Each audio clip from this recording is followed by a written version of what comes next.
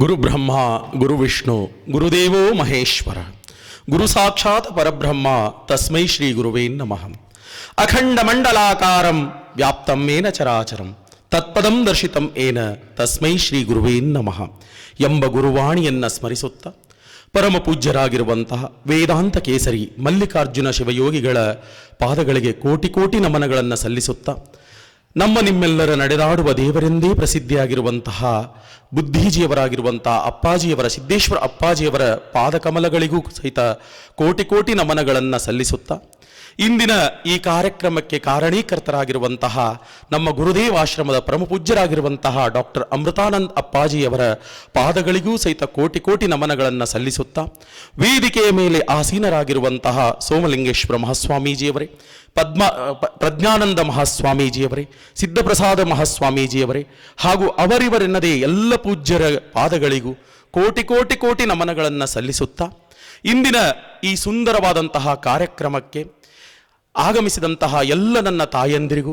ಸಹೋದರ ಸಹೋದರಿಯರಿಗೂ ಹಾಗೂ ಮಾತಾ ಪಿತರಿಗೂ ಎಲ್ಲರಿಗೂ ಏನಪ್ಪ ಅಂದ್ರೆ ಹೃದಯ ತುಂಬಿ ನನ್ನ ಕೋಟಿ ಕೋಟಿ ನಮನಗಳನ್ನು ಸಲ್ಲಿಸುತ್ತಾ ಇವತ್ತು ನನಗೆ ಗುರುಗಳು ಒದಗಿಸಿರುವಂಥ ಒಂದು ಸೌಭಾಗ್ಯವೇನು ಅಂತ ಕೇಳಿದಾಗ ಯುವಜನತೆಯನ್ನು ಕುರಿತು ಪ್ರಸ್ತುತ ಭಾರತದಲ್ಲಿ ಭವ್ಯ ಭಾರತದಲ್ಲಿ ಯುವಜನತೆಯನ್ನು ಕುರಿತು ಇವತ್ತು ನೀವು ಒಂದೆರಡು ವಿಚಾರಧಾರೆಗಳನ್ನು ನಮಗೆ ಹೇಳಬೇಕು ಅಂತ ಅಪ್ಪಾಜಿಯವರು ಹೇಳಿದಾಗ ನನಗನ್ನಿಸ್ತು, ಯಾವಾಗಲೂ ಹೇಳ್ತಾ ಇರ್ತೀನಿ, ಸೌಭಾಗ್ಯ ಅಥವಾ ಭಾಗ್ಯ ತೆಗಿಬೇಕು ಅಂತಂದ್ರೆ ಯಾವ ರೂಪದಲ್ಲಿ ಬರುತ್ತೋ ಗೊತ್ತಿಲ್ಲ.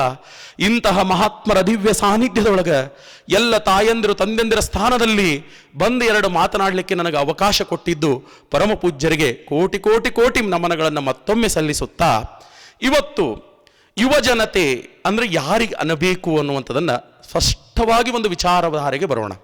ಯುವಕರು ಅಂತ ಯಾರು ಅನಿಸ್ಕೊಂಡ ಮೇಲೆ ಅವ್ರು ಏನು ಮಾಡಬೇಕಾಗಿತ್ತು, ಏನು ಮಾಡಾಕತ್ತಾರ, ಏನು ಆಗಬೇಕಾಗಿತ್ತು, ಏನು ಆಗಲಿಲ್ಲ, ಈ ಎಲ್ಲದರ ಬಗ್ಗೆ ಸವಿಸ್ತಾರವಾಗಿ ನನಗೆ ಕೊಟ್ಟಂಥ ಅವಧಿಯಲ್ಲಿ ನನಗೆ ತಿಳಿದ ಮಟ್ಟಿಗೆ ಒಂದೆರಡು ಮಾತುಗಳನ್ನು ನಿಮ್ಮೆಲ್ಲರ ಮುಂದೆ ಹಂಚಿಕೊಳ್ಳುವಂತಹ ಒಂದು ಅವಕಾಶ ನನಗೆ ಬಂದಿರುವುದೇ ನನ್ನ ಸೌಭಾಗ್ಯ.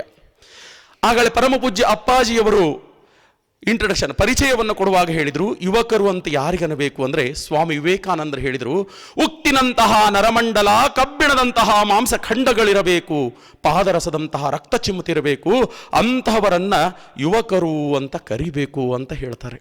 ಇದರ ಅರ್ಥ ಏನ್ರಿ ಸರ್ ಅಂತ ಕೇಳಿದಾಗ ಅತ್ಯಂತ ಸದೃಢವಾದಂತಹ ಶರೀರವಿರಬೇಕು, ಸದೃಢವಾದಂತಹ ಮನಸ್ಸಿರಬೇಕು.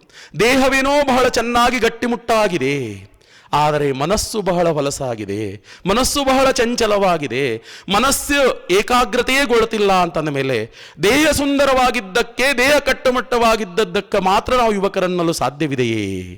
ಸಾಧ್ಯನೇ ಇಲ್ಲ.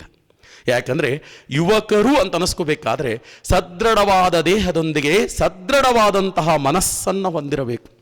ಈ ಸದೃಢವಾದ ಮನಸ್ಸು ಯಾರಿಂದ ಸಿಗುತ್ತದೆ, ಎಲ್ಲಿ ಸಿಗುತ್ತದೆ ಅನ್ನುವಂಥದ್ದನ್ನು ವಿಚಾರ ಮಾಡಿದಾಗ ಇಂತಹ ಮಹಾತ್ಮರ ದಿವ್ಯ ಸಾನ್ನಿಧ್ಯದೊಳಗೆ ಅವರ ನುಡಿಮುತ್ತುಗಳನ್ನು ಕೇಳಿದಾಗ, ಅವರ ಮಾತುಗಳನ್ನು ಕೇಳಿದಾಗ, ಅವರ ಜೀವನವನ್ನು ನಮ್ಮ ಜೀವನದಲ್ಲಿ ಕಿಂಚಿತ್ತಾದರೂ ಅಳವಡಿಸಿಕೊಂಡಿದ್ದಾಗ ಮಾತ್ರ ಅದು ಸದೃಢವಾದಂತಹ ಮನಸ್ಸು ನಿರ್ಮಾಣವಾಗಲಿಕ್ಕೆ ಸಾಧ್ಯವಿದೆ.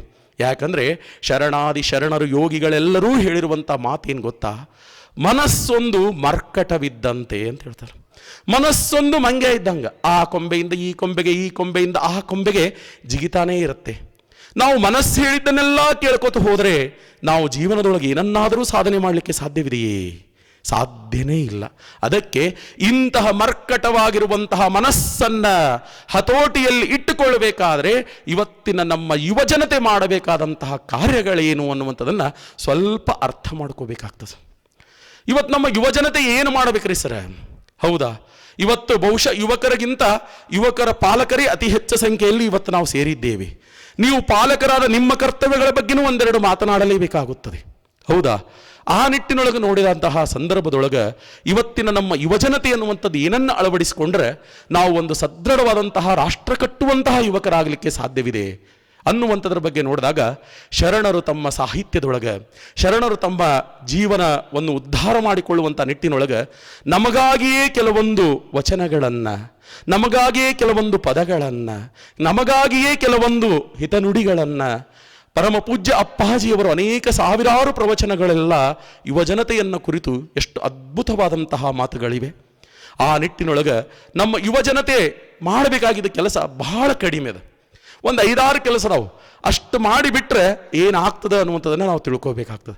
ಏನು ಮಾಡಬೇಕಾಗಿದೆ ನಮ್ಮ ಯುವಜನತೆ ಅಂತ ಕೇಳಿದಾಗ ಒಂದು ಬಹಳ ಮುಖ್ಯವಾದಂಥ ಕೆಲಸ ಮಾಡಬೇಕಾಗ್ಯದ. ಏನಂದರೆ, ಬರುವ ನಿದ್ರೆಯ ತಗ್ಗಿಸಲು ಬೇಕು, ಜನಗಳ ಪರಿಚಯ ಇಲ್ಲದಂತಿರಬೇಕು, ಮಾತಿನ ಹರಿವು ಬಿಟ್ಟಿರಬೇಕು, ಬಹು ಏಕಾಂತವಿರಬೇಕು, ಹಿರಿದ ಶನವನ್ನು ಬಿಟ್ಟಿರಲೇಬೇಕು, ಮರೆಯಬೇಕು ಪ್ರಪಂಚ ವಾಸನವನ್ನೆಲ್ಲ ಅಂತ ಶರಣಾದಿ ಶರಣರು ಹೇಳಿರುವಂತಹ ಮಾತುಗಳು. ಇಷ್ಟೇ ಮಾಡಬೇಕಾಗಿದೆ ನಮ್ಮ ಯುವಜನತೆ, ಬಹಳ ಏನೂ ಮಾಡಬೇಕಾಗಿಲ್ಲ. ಬರುವ ನಿದ್ರೆಯ ತಗ್ಗಿಸಲು ಬೇಕು. ಸರ್, ನಿದ್ದೆ ಬಂದಾಗೆಲ್ಲ ಮಕ್ಕೋತೀನಿ ಅಂತಂದ್ರೆ ಸಾಧನೆ ಆಗಲಿಕ್ಕೆ ಸಾಧ್ಯವಿದೆಯೇ?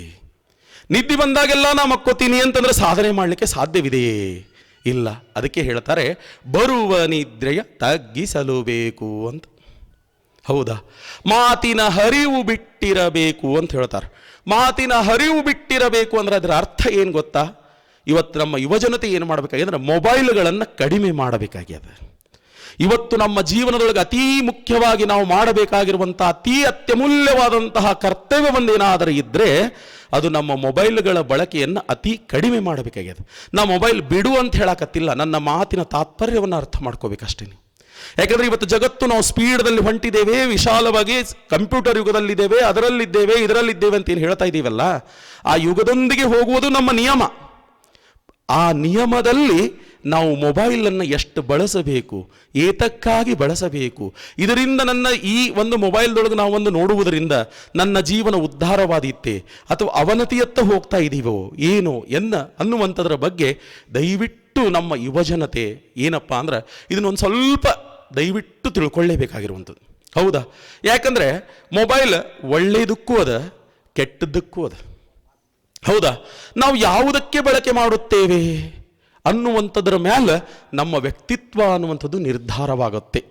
ಅದಕ್ಕೆ ದಯವಿಟ್ಟು ಏನಪ್ಪ ಅಂತಂದರೆ ಇಲ್ಲಿ ಮೊಬೈಲ್ಗಳನ್ನು ನಮ್ಮ ಯುವಜನತೆ ಆದಷ್ಟು ಎಷ್ಟು ಸಾಧ್ಯವಿದೆಯೋ ಅಷ್ಟು ಕಡಿಮೆ ನೋಡಲಿಕ್ಕೆ ಪ್ರಯತ್ನ ಮಾಡಬೇಕು.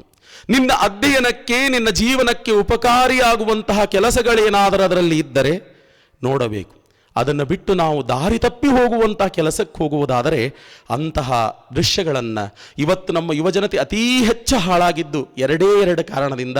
ಒಂದು ಕೈ ಒಳಗಿನ ಮೊಬೈಲ್, ಇನ್ನೊಂದೇನಪ್ಪ ಅಂದ್ರೆ ಆ ಮೊಬೈಲ್ ನೋಡಿ ಅವ್ರು ಹೆಂಗೆ ಮಾಡ್ಯಾರ ಹಂಗೆ ಮಾಡೋಕ್ಕೆ ಹೋಗಿ ನಮ್ಮ ಯುವಜನತೆ ಏನಾಗ್ತಾ ಇದೆ ಅಂತಂದರೆ ಸ್ವಲ್ಪ ಸತ್ಯಾನಾಶದ ಹಾದಿಗೆ ಹೊಂಟಿದ್ದೀವಿ ನಾವು. ದಯವಿಟ್ಟು, ಯಾಕಂದರೆ ಈ ಅಖಂಡ ಭಾರತ ದೇಶವನ್ನು ನಿರ್ಮಾಣ ಮಾಡುವಂತಹ ವ್ಯಕ್ತಿತ್ವ ಇರುವುದು ನಮ್ಮ ಯುವಜನತೆಯಲ್ಲಿ. ಅಂತಹ ಅತ್ಯಮೂಲ್ಯವಾದಂಥ ತಾಕತ್ತನ್ನು ಇಟ್ಟುಕೊಂಡು ಇದನ್ನು ಅನಾವಶ್ಯಕವಾಗಿ ನಾವು ಹಾಳು ಮಾಡ್ತಾ ಹೋದರೆ ಇದರಿಂದ ನಮಗೇನಾದರೂ ಸಾಧ್ಯವಿದೆ? ಸ್ವಲ್ಪ ವಿಚಾರ ಮಾಡಬೇಕಲ್ಲ.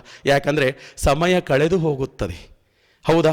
ಸಮಯ ಹೋದ ಹಾಗೆಲ್ಲ ನಮ್ಮ ಏಜ್ಗಳು ಆಗ್ತಾನೆ ಹೋಗ್ತಾವೆ, ವಯಸ್ಸಾಗ್ದಂಗೆ ಆಗ್ತದೆ. ಆಮೇಲೆ ವಯಸ್ಸು ಆದಮೇಲೆ ನಾ ಹಂಗೆ ಮಾಡಬಾರ್ದಾಗಿತ್ತು, ನಾ ಹಿಂಗೆ ಮಾಡಬಾರ್ದಾಗಿತ್ತು ಅಂದರೆ ಆ ಸಮಯ ಬರಲು ಸಾಧ್ಯವಿದೆಯೇ?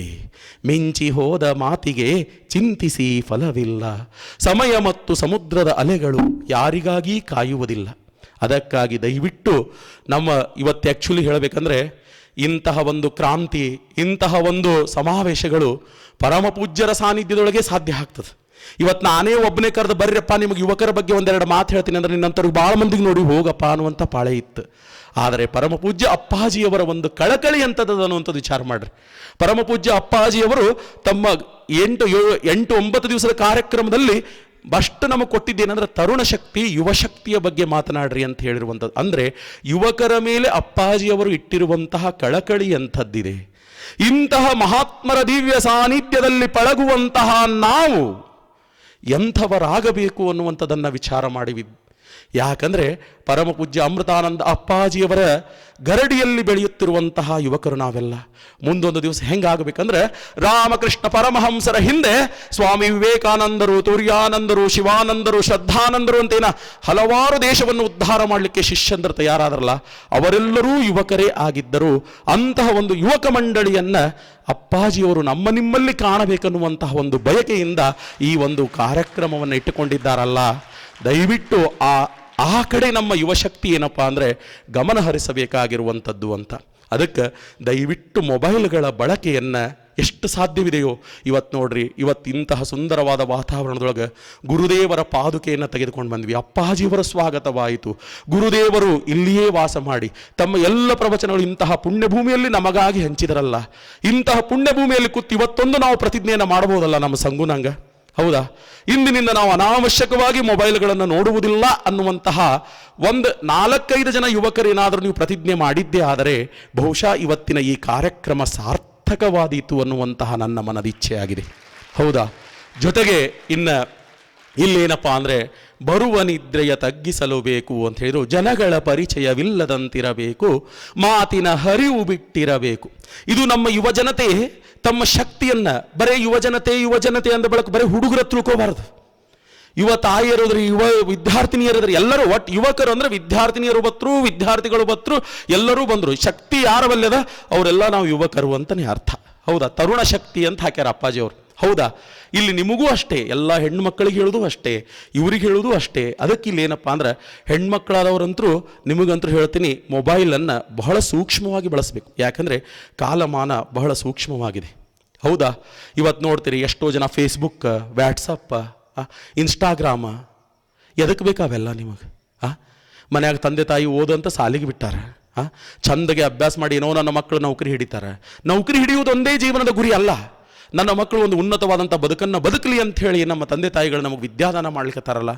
ಇಂತಹ ಸಂದರ್ಭದಲ್ಲಿ ಯುವತಿಯರಾದಂತಹ ನಾವು ಈ ಮೊಬೈಲ್ಗಳನ್ನು ಏತಕ್ಕೆ ಬಳಸಬೇಕು ಅನ್ನುವಂತಹ ಪರಿಜ್ಞಾನ ನಮಗಿರಲೇಬೇಕಾಗ್ತದೆ, ಹೌದಾ? ಅದಕ್ಕೆ ದಯವಿಟ್ಟು ಏನಪ್ಪ ಅಂದ್ರೆ ಯುವಜನತೆ ಮೊಬೈಲ್ಗಳ ಬಗ್ಗೆ ಸ್ವಲ್ಪ ಬಹಳ ಜಾಗರೂಕರಾಗಿ. ಏನೂ ಮಾಡಂಗಿಲ್ಲ ನೀವು ಮೊಬೈಲ್ದೊಳಗೆ. ಏನು ಟೈಮ್ ಹಾಳಾಗ್ತದೆ ಗೊತ್ತೇನ್ರಿ ನಮ್ಮದು ಮೊಬೈಲ್ದೊಳಗೆ? ಏನೂ ಇಲ್ಲ. ಯಾರ್ದಾರು ಒಂದು ದೊಡ್ಡ ಬಂಗ್ಲೆ ಮುಂದೆ ನಿಂತು ಒಂದು ಫೋಟೋ ತಕ್ಕೋತೀರಿ, ಫೋಟೋ ತಕ್ಕೊಂಡು ಫೇಸ್ಬುಕ್ಕಿಗೆ ಹಾಕ್ತೀರಿ. ಹಾಕಿದ ಮೇಲೆ ಅದ್ರ ಬಂಗ್ಲೇನೂ ನಿಂದಲ್ಲ, ಆ ಕಾರೂ ನಿಂದಲ್ಲ, ಮೊಬೈಲ್ ಒಂದೇ ನಿಂದು ಒಂದು ಫೋಟೋ ತಕ್ಕೊಂಡು ಫೇಸ್ಬುಕ್ಕಿಗೆ ಹಾಕ್ತೀಯೇ. ಹಾಕಿದಾಗ ನಿಮ್ದೆಲ್ಲ ಫೇಸ್ಬುಕ್ದೊಳಗೆ ನಿಮ್ಮ ಫ್ರೆಂಡ್ಸ್ ಅಂತೀರಿ, ಅವ್ರು ಯಾರೂ ನಿಮಗೆ ಪರಿಚಯ ಇಲ್ಲ, ಅವ್ರ ಮುಖ ನೀವು ನೋಡಿಲ್ಲ, ನಿಮ್ಮ ಮುಖ ಅವ್ರು ನೋಡಿಲ್ಲ ಫೇಸ್ಬುಕ್ದಾಗ, ಹೌದಾ ಇಲ್ಲ? ಅವ್ರು ಕಮೆಂಟ್ ಮಾಡ್ತಾರೆ ನಿಮಗೆ, ಏನು ಮಾಡ್ತಾರೆ? You are looking like a king of Mysuru ಅಂತ ಕಳಿಸ್ತಾರೆ ಅವ್ರು. ನೀನು ನೋಡಿದ್ರೆ ಸೇಮ್ ಮೈಸೂರು ರಾಜ ನೋಡ್ದಂಗೆ ಹಾಕತ್ತೆ. ಒಂದು ಕ್ಷಣ ಯೋಚನೆ ಮಾಡು, ನೀ ಮೈಸೂರು ರಾಜ ಇದ್ರೆ ಫೋಟೋ ತೆಗೆದು ಹಾಕ್ತಿದ್ದೇನೆ? ಇಲ್ಲಲ್ಲ. ಒಂದು ಕ್ಷಣ ಯೋಚನೆ ಮಾಡ್ರಿ, ನಿನ್ನಂತ ಬರಗೆಟ್ಟಿದ್ದಕ್ಕೆ ಕಿಂಗ್ ಆಫ್ ಮೈಸೂರು ತಮ್ಮ ಕರಿತಾನ ಅಂದ್ರೆ ಅದೆಂತ ಬರಗೆಟ್ಟಿದ್ದಿರ್ಬೇಕು ಆ ಕಡಿದು. ಇಂಥದಕ್ಕಾಗಿ ನಮ್ಮ ಸಮಯವನ್ನು ಹಾಳು ಮಾಡುವುದೇ, ಇಂಥದ್ದಕ್ಕಾಗಿ ನಮಗೆ ಭಗವಂತ ಕೊಟ್ಟ ಅತ್ಯಮೂಲ್ಯವಾದಂಥ ಸಮಯವನ್ನು ಹಾಳು ಮಾಡುವುದೇ? ದಯವಿಟ್ಟು ಹೇಳ್ತಾ ಇದ್ದೀನಿ, ಸಾಧನೆಯ ಶಿಖರವನ್ನೇರಬೇಕಾದ್ರೆ ಸ್ವಲ್ಪ ತ್ಯಾಗ ಬೇಕೇ ಬೇಕು, ಹೌದಾ? ಇವತ್ತು ನಮ್ಮ ಯುವಜನತೆ ಯಾಕೆ ಹಾಳಾಗತ್ತೀವಿ ಅಂದ್ರೆ ತ್ಯಾಗ ಮನೋಭಾವನೆ ಇಲ್ಲ. ನಾವೇನು ನಿಮಗೇನು ಅರಣ್ಯಕ್ಕೆ ಹೋಗಂದಿಲ್ಲ, ಕಟ್ಗೆ ತೊಗೊಂಡ್ಬಾ ಅಂದಿಲ್ಲ, ನೀವೆಲ್ಲ ಹಂಗೆ ಹಿಂಗೆ ಇರ್ಯಪ್ಪ ತಂದಿಲ್ಲ. ಚಂದಗೆ ಇರೋ, ಚಂದಗೆ ಓದ್ರಿ, ಚಂದಗೆ ಕಲೀರಿ, ಮನೆತನದ ಕೀರ್ತಿಯನ್ನು ಹೆಚ್ಚಿಸ್ರಿ, ಗುರುದೇವರ ಕೀರ್ತಿಯನ್ನು ಹೆಚ್ಚಿಸ್ರಿ ಅನ್ನುವಂಥ ನಿಟ್ಟಿನೊಳಗೆ ನಿಮ್ಮನ್ನು ನಾವು ಬಿಟ್ಟಿದ್ದೀವಿ, ಹೌದಾ? ಅದಕ್ಕಾಗಿ ದಯವಿಟ್ಟು ಹೇಳ್ತಾ ಇದ್ದೀನಿ, ಮೊಬೈಲ್ಗಳನ್ನು ಅತೀ ಕಡಿಮೆ ಮಾಡಿದರೆ ನಾವು ಬಹಳಷ್ಟು ಉದ್ಧಾರವಾಗ್ತೀವಿ. ಈ ಮಾತು ನಾನು ಹೇಳ್ತಾ ಇಲ್ಲ. ನಮ್ಮ ಸ್ಪರ್ಧಾತ್ಮಕ ಜಗತ್ತಿನಲ್ಲಿ ನಾವು ಒಬ್ಬ IAS ಆಫೀಸರ್ ಆಗಿರುವಂತಹ ರಾಹುಲ್ ಸಂಕನೂರ್ ಹೊತ್ತೇನೋ ಒಬ್ಬರಿದ್ರು. ಅವರನ್ನು ನಾವು ಕರೆಸಿದಾಗ ಆತ ಹೇಳಿದ್ದು ಒಂದೇ ಮಾತು, 2 ವರ್ಷಗಳ ಕಾಲ ನಾನು ನನ್ನ ಮೊಬೈಲನ್ನು ಕೈಯಲ್ಲಿ ಹಿಡಿಯಲಿಲ್ಲ, ಇವತ್ತು ನಾನು ಜಿಲ್ಲಾಧಿಕಾರಿಯಾಗಿ ಮೆರೆಯುತ್ತಿದ್ದೇನೆ ಅನ್ನುವಂಥ ಮಾತನ್ನು ಹೇಳಿದರಲ್ಲ. ಯಾಕೆ? ಇದು ಸಾಧಕರ ಮಾತಲ್ಲವೇ?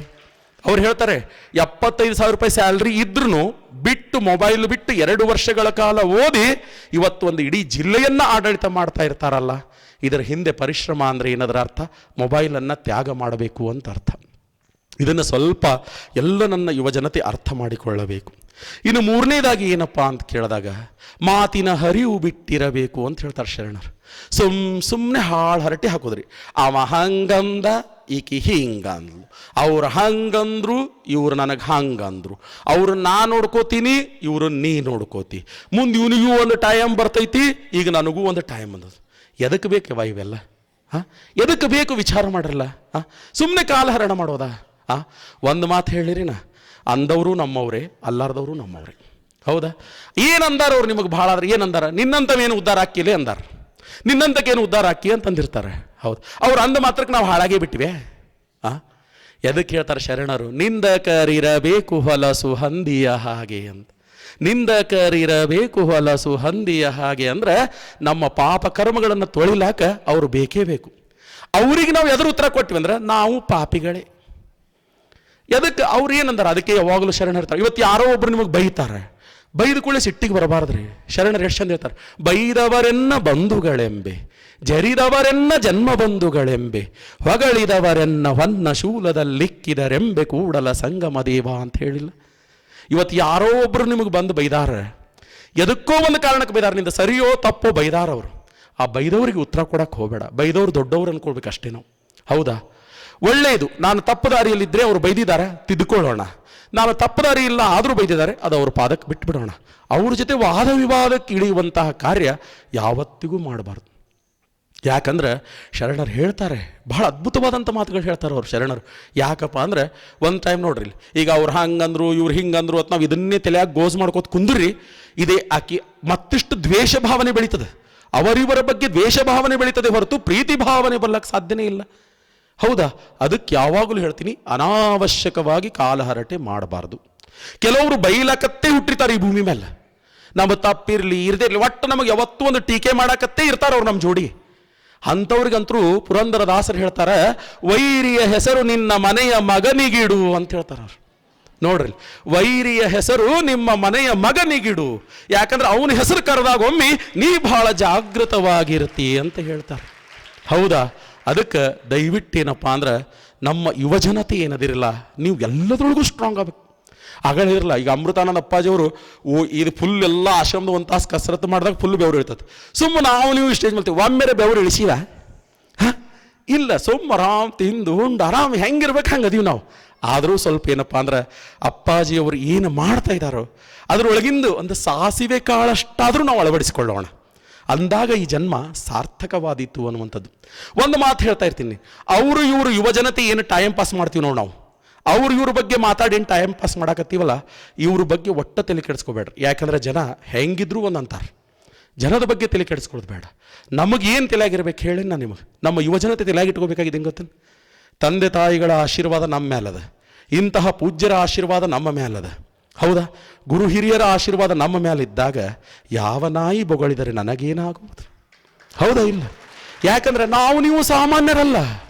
ಇಂಥ ಅದ್ಭುತವಾದಂತಹ ವಾತಾವರಣದಲ್ಲಿ ಕೂತು 4 ಹಿತನುಡಿಗಳನ್ನು ಪೂಜ್ಯರಿಂದ ನಾವು ಕೇಳ್ತೀವಿ ಅಂತಂದ ಮೇಲೆ ನಾವು ಸಾಮಾನ್ಯರೇ? ನಾವು ಸಾಮಾನ್ಯರಲ್ಲ. ಸಾಮಾನ್ಯರಂತೆ ನಾವು ಎಂದೂ ವರ್ತಿಸಲೂಬಾರದು. ನಾವಿರುವುದು ಒಂದು ಗುರುವಿನ ಬಲದಲ್ಲಿ, ಒಂದು ಗುರುವಿನ ಆರಾಧ್ಯ ಸನ್ನಿಧಿಯಲ್ಲಿ, ಗುರುದೇವರ ಮಾರ್ಗದರ್ಶನ ನಮ್ಮ ಮೇಲೆ ಅದ ಅಂದ ಮೇಲೆ ನಾವೇನಪ್ಪ ಅಂದ್ರೆ ಯಾರಿಗೂ ಅಂಜದೆ ಅಳಕದೆ ಏನಪ್ಪ ಅಂದ್ರೆ ನಮ್ಮ ಕಾರ್ಯದಲ್ಲಿ ನಾವು ತೊಡಗಬೇಕು ಅಂತ ಅರ್ಥ. ಅಂದಾಗ ಮಾತ್ರ ಈ ಜನ್ಮದ ಸಾರ್ಥಕತೆಯನ್ನು ನಾವು ಪಡೀಲಿಕ್ಕೆ ಸಾಧ್ಯವಾಗತ್ತೆ.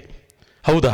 ಅದಕ್ಕೆ ಯಾವಾಗಲೂ ಹೇಳ್ತಾ ಇರ್ತೀನಿ, ಒಂದು ಸತೆ ಕುಮಾರವ್ಯಾಸನ ಒಂದು ಕಾವ್ಯ ಬರುತ್ತೆ, ಹೇಳ್ತಾನವ, ಅವ್ರು ಹಂಗಂದ್ರೆ ಇವ್ರು ಹಿಂಗಂದ್ರೆ ಅಂತ ಹೇಳಿ ನಮ್ಮ ಓದು ಹುಡುಗರು ತಲೆಯಾಗ ಹಾಕೊಂಡು ಓದೋದು ಬಿಡ್ತಾವ. ಒಕ್ಕಲ್ತನ ಮಾಡೋರ್ತಾವ. ಏನೋ ಒಬ್ಬೊಬ್ಬ ಪಾಪ ನಮ್ಮ ಹುಡುಗರು ಒಕ್ಕಲ್ತನ ಮಾಡ್ತಿರ್ತಾವ. ಒಬ್ಬ ಬಂದತಾನ, ಈಗೇನು ಒಕ್ಕಲ್ತನದಾಗ ಭಾಳ ಉಳ್ದದ, ಎಲ್ಲ ಹೋಗ್ಯದ. ಮತ್ತು ಎಲ್ಲ ಹೋಗಿದ್ರೆ ಏನು ತಿತಿ ಮತ್ತು ನೀ ಅವು ಮಾಡುವಂಥ ಯುವಕರಿಗೂ ಬಂದು ಕೆಡ್ಸೋರು ಭಾಳ ಮಂದಿ ಇದಾರ್ರಿ. ಪಾಪ ಅವು ಏನೋ ತಮ್ಮ ಮನ್ಯಾಗ ಏನೋ ಸ್ಫೂರ್ತಿಯಾಗಿ ಏನೋ ಆಗಿ ಒಂದು ಹೊಸ ಮಾದರಿ ಒಳಗೆ ರೈತ ಕೆಲಸ ಮಾಡ್ತಿರ್ತಾವ. ಅವ್ರಿಗೆ ಸುಮ್ಮನೆ ತಲೆಯಾಗ ತುಂಬುದು, ಅವು ಬಂದು ಆಜು ಬಾಜುದವ್ರು ತುಂಬುದು. ಈಗೇನು ಒಕ್ಕಲ್ತನದಾಗ ಹಿಂದಿಕಿನಂಗೆ ಏನೂ ಇಲ್ಲ. ಮತ್ತು ಹಿಂದಿಕಿನಾಗೂ ಅದೇ ಜೋಳ ಬಿತ್ತಿ ಬೆಳೆದಿದ್ದಿ, ಅದೇ ಭೂಮಿ ಮೇಲೆ ಬೆಳೆದಿದ್ದಿ, ತಿಂದಿದ್ದಿ, ಬದುಕಿದ್ದಿ, ಇವತ್ತು ಅದೇ ಅದಿಲ್ಲ. ಮತ್ತು ಅದಕ್ಕೆ ಯಾಕೆ ಹುಳ ಬಿಡೋದು ತಲೆಯಾಗ? ಹೌದಿಲ್ಲ? ವಿಚಾರ ಮಾಡ್ರಿ. ಇದನ್ನೆಲ್ಲ ನಾ ಯಾಕೆ ಹೇಳ್ತೀನಿ ಅಂದ್ರೆ ನಾವು ಸುತ್ತಮುತ್ತ ನಾವೆಲ್ಲ ರೈತ ಬಾಂಧವರ ಮಕ್ಕಳದೀವಿ.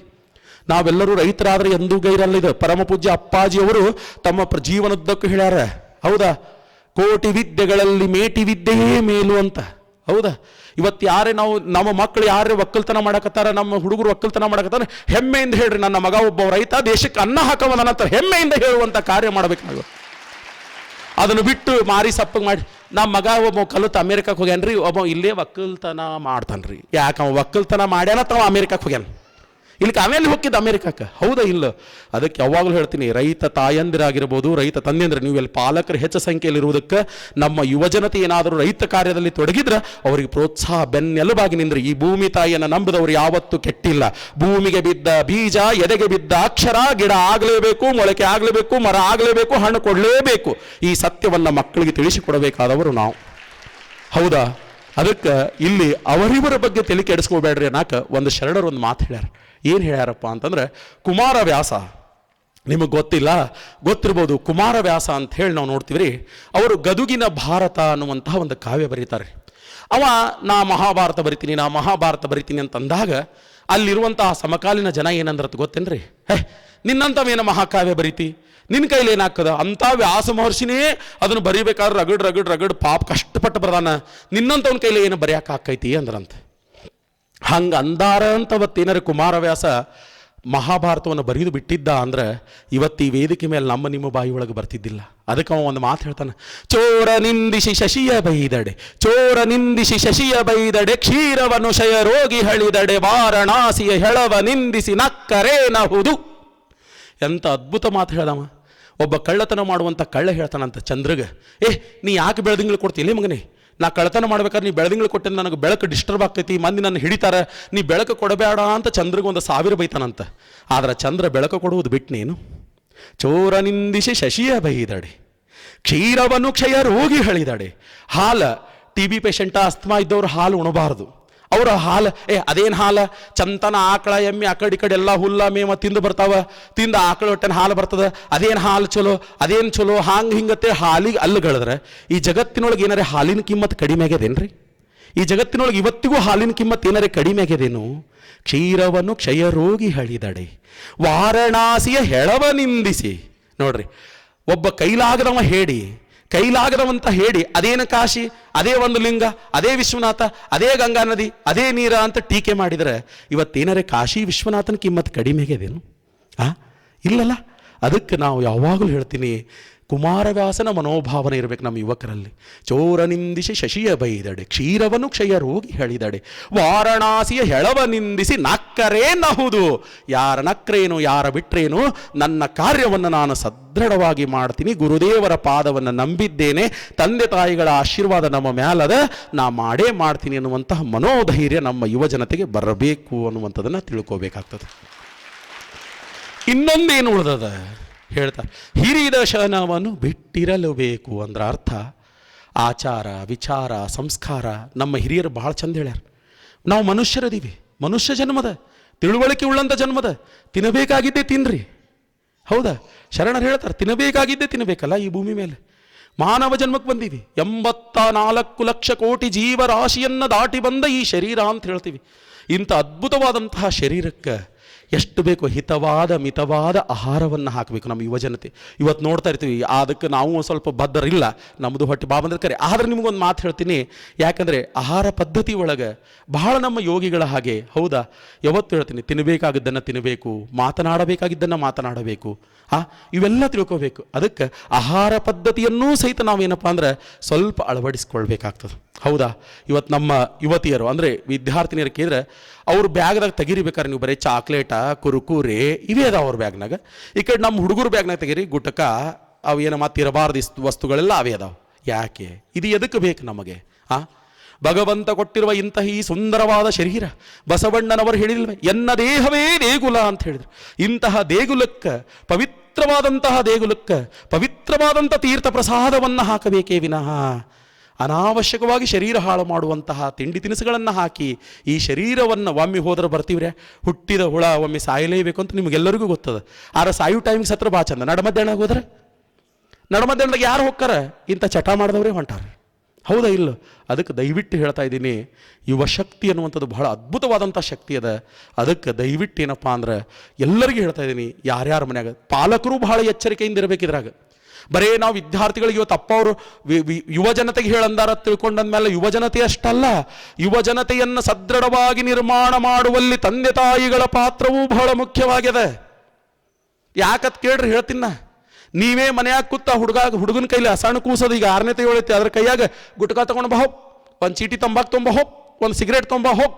ಅತ್ತ ಮಗನ ಕೈಯಾಗ 10 ರೂಪಾಯಿ ಕೊಟ್ಟು ನೀ ಸಿಗರೇಟ್ ಸದಿಸಿ ಸೇದಾಕತ್ತಾಗ ಆ ಹುಡುಗಿಗೆ ಅವ ಮಾಡಾಕತ್ತಾಗ ನೀ ಸೇದ ಬೇಡಪ್ಪ ಅಂದ್ರೆ ಅವ ಹೆಂಗೆ ಕೇಳತ್ತಾನ? ವಿಚಾರ ಮಾಡ್ಬೇಕಲ್ಲ ನಾವು. ವಿಚಾರ ಮಾಡಬೇಕು. ಇವತ್ತು ನಾ ಎಷ್ಟೋ ಜನ ತಂದೆ ತಾಯಿಗಳಲ್ಲಿ ನೋಡ್ತಿರ್ತೀನಿ, ಆ ಮಕ್ಕಳಿಗೆ ದಬಾ ಹೊಡಿತಿರ್ತಾರ್ರಿ. ಯಾಕಂದ್ರೆ ಸರ್ ಅವ ನಿನ್ನೆ ಗುಟ್ಕಾ ತಿಂದನ್ರಿರ್ತ, ಅವ್ರ ಬಾಯರೇ ಗುಟ್ಕಾ ತಿಂದು ಬಚ್ಚಲಾಗ್ಯದ. ಮತ್ತು ನೀ ತಿನ್ನುವ ಮುಂದೆ ನೀ ಆ ಖುಷಿಗೆ ತಿನ್ನಬೇಡ ಅಂತ ಹೇಳುವ ನೈತಿಕ ಹಕ್ಕು ನಿಮಗಿಲ್ಲ. ನೀವೇನಿನ ಎರಡು ನನಗೆ ಹೋಗಾಗ ಬೈದ್ರೆ ಬೈರಿ, ನನಗೇನು ಬೈಸ್ಕೊಳಕ್ಕೆ ಬಂದಿನ ನಾನು. ಯಾಕಂದ್ರೆ ಬೈದವರೆನ್ನ ಬಂಧುಗಳೆಂಬೆತ್ ಮೊದಲೇ ಹೇಳ್ಬಿಟ್ಟಿನ. ಹೌದಾ? ಅದಕ್ಕೆ ದಯವಿಟ್ಟು ಹೇಳ್ತೀನಿ, ಪಾಲಕರಾದಂತಹ ನಾವು ಸ್ವಲ್ಪ ಜಾಗರೂಕರಾಗೋಣ. ಯಾಕಂದರೆ ಇಂತಹ ಗುರುದೇವರ ಸನ್ನಿಧಿಯೊಳಗೆ ಇದ್ರೊಳಗೆ ಒಮ್ಮೆ 3 ತಲೆಮಾರಿನ ಗುರುದೇವರನ್ನು ಕಂಡವರಿದ್ದೀರಿ. ಮಲ್ಲಿಕಾರ್ಜುನ ಅಪ್ಪಾಜಿಯವರು, ಸಿದ್ದೇಶ್ವರ ಅಪ್ಪಾಜಿಯವರು, ಪರಮಪೂಜ್ಯ ಅಮೃತಾನಂದ ಅಪ್ಪಾಜಿಯವರನ್ನು ಕಾಣ್ತಾ ಇರುವಂಥವ್ರು ನಾವೆಲ್ಲ.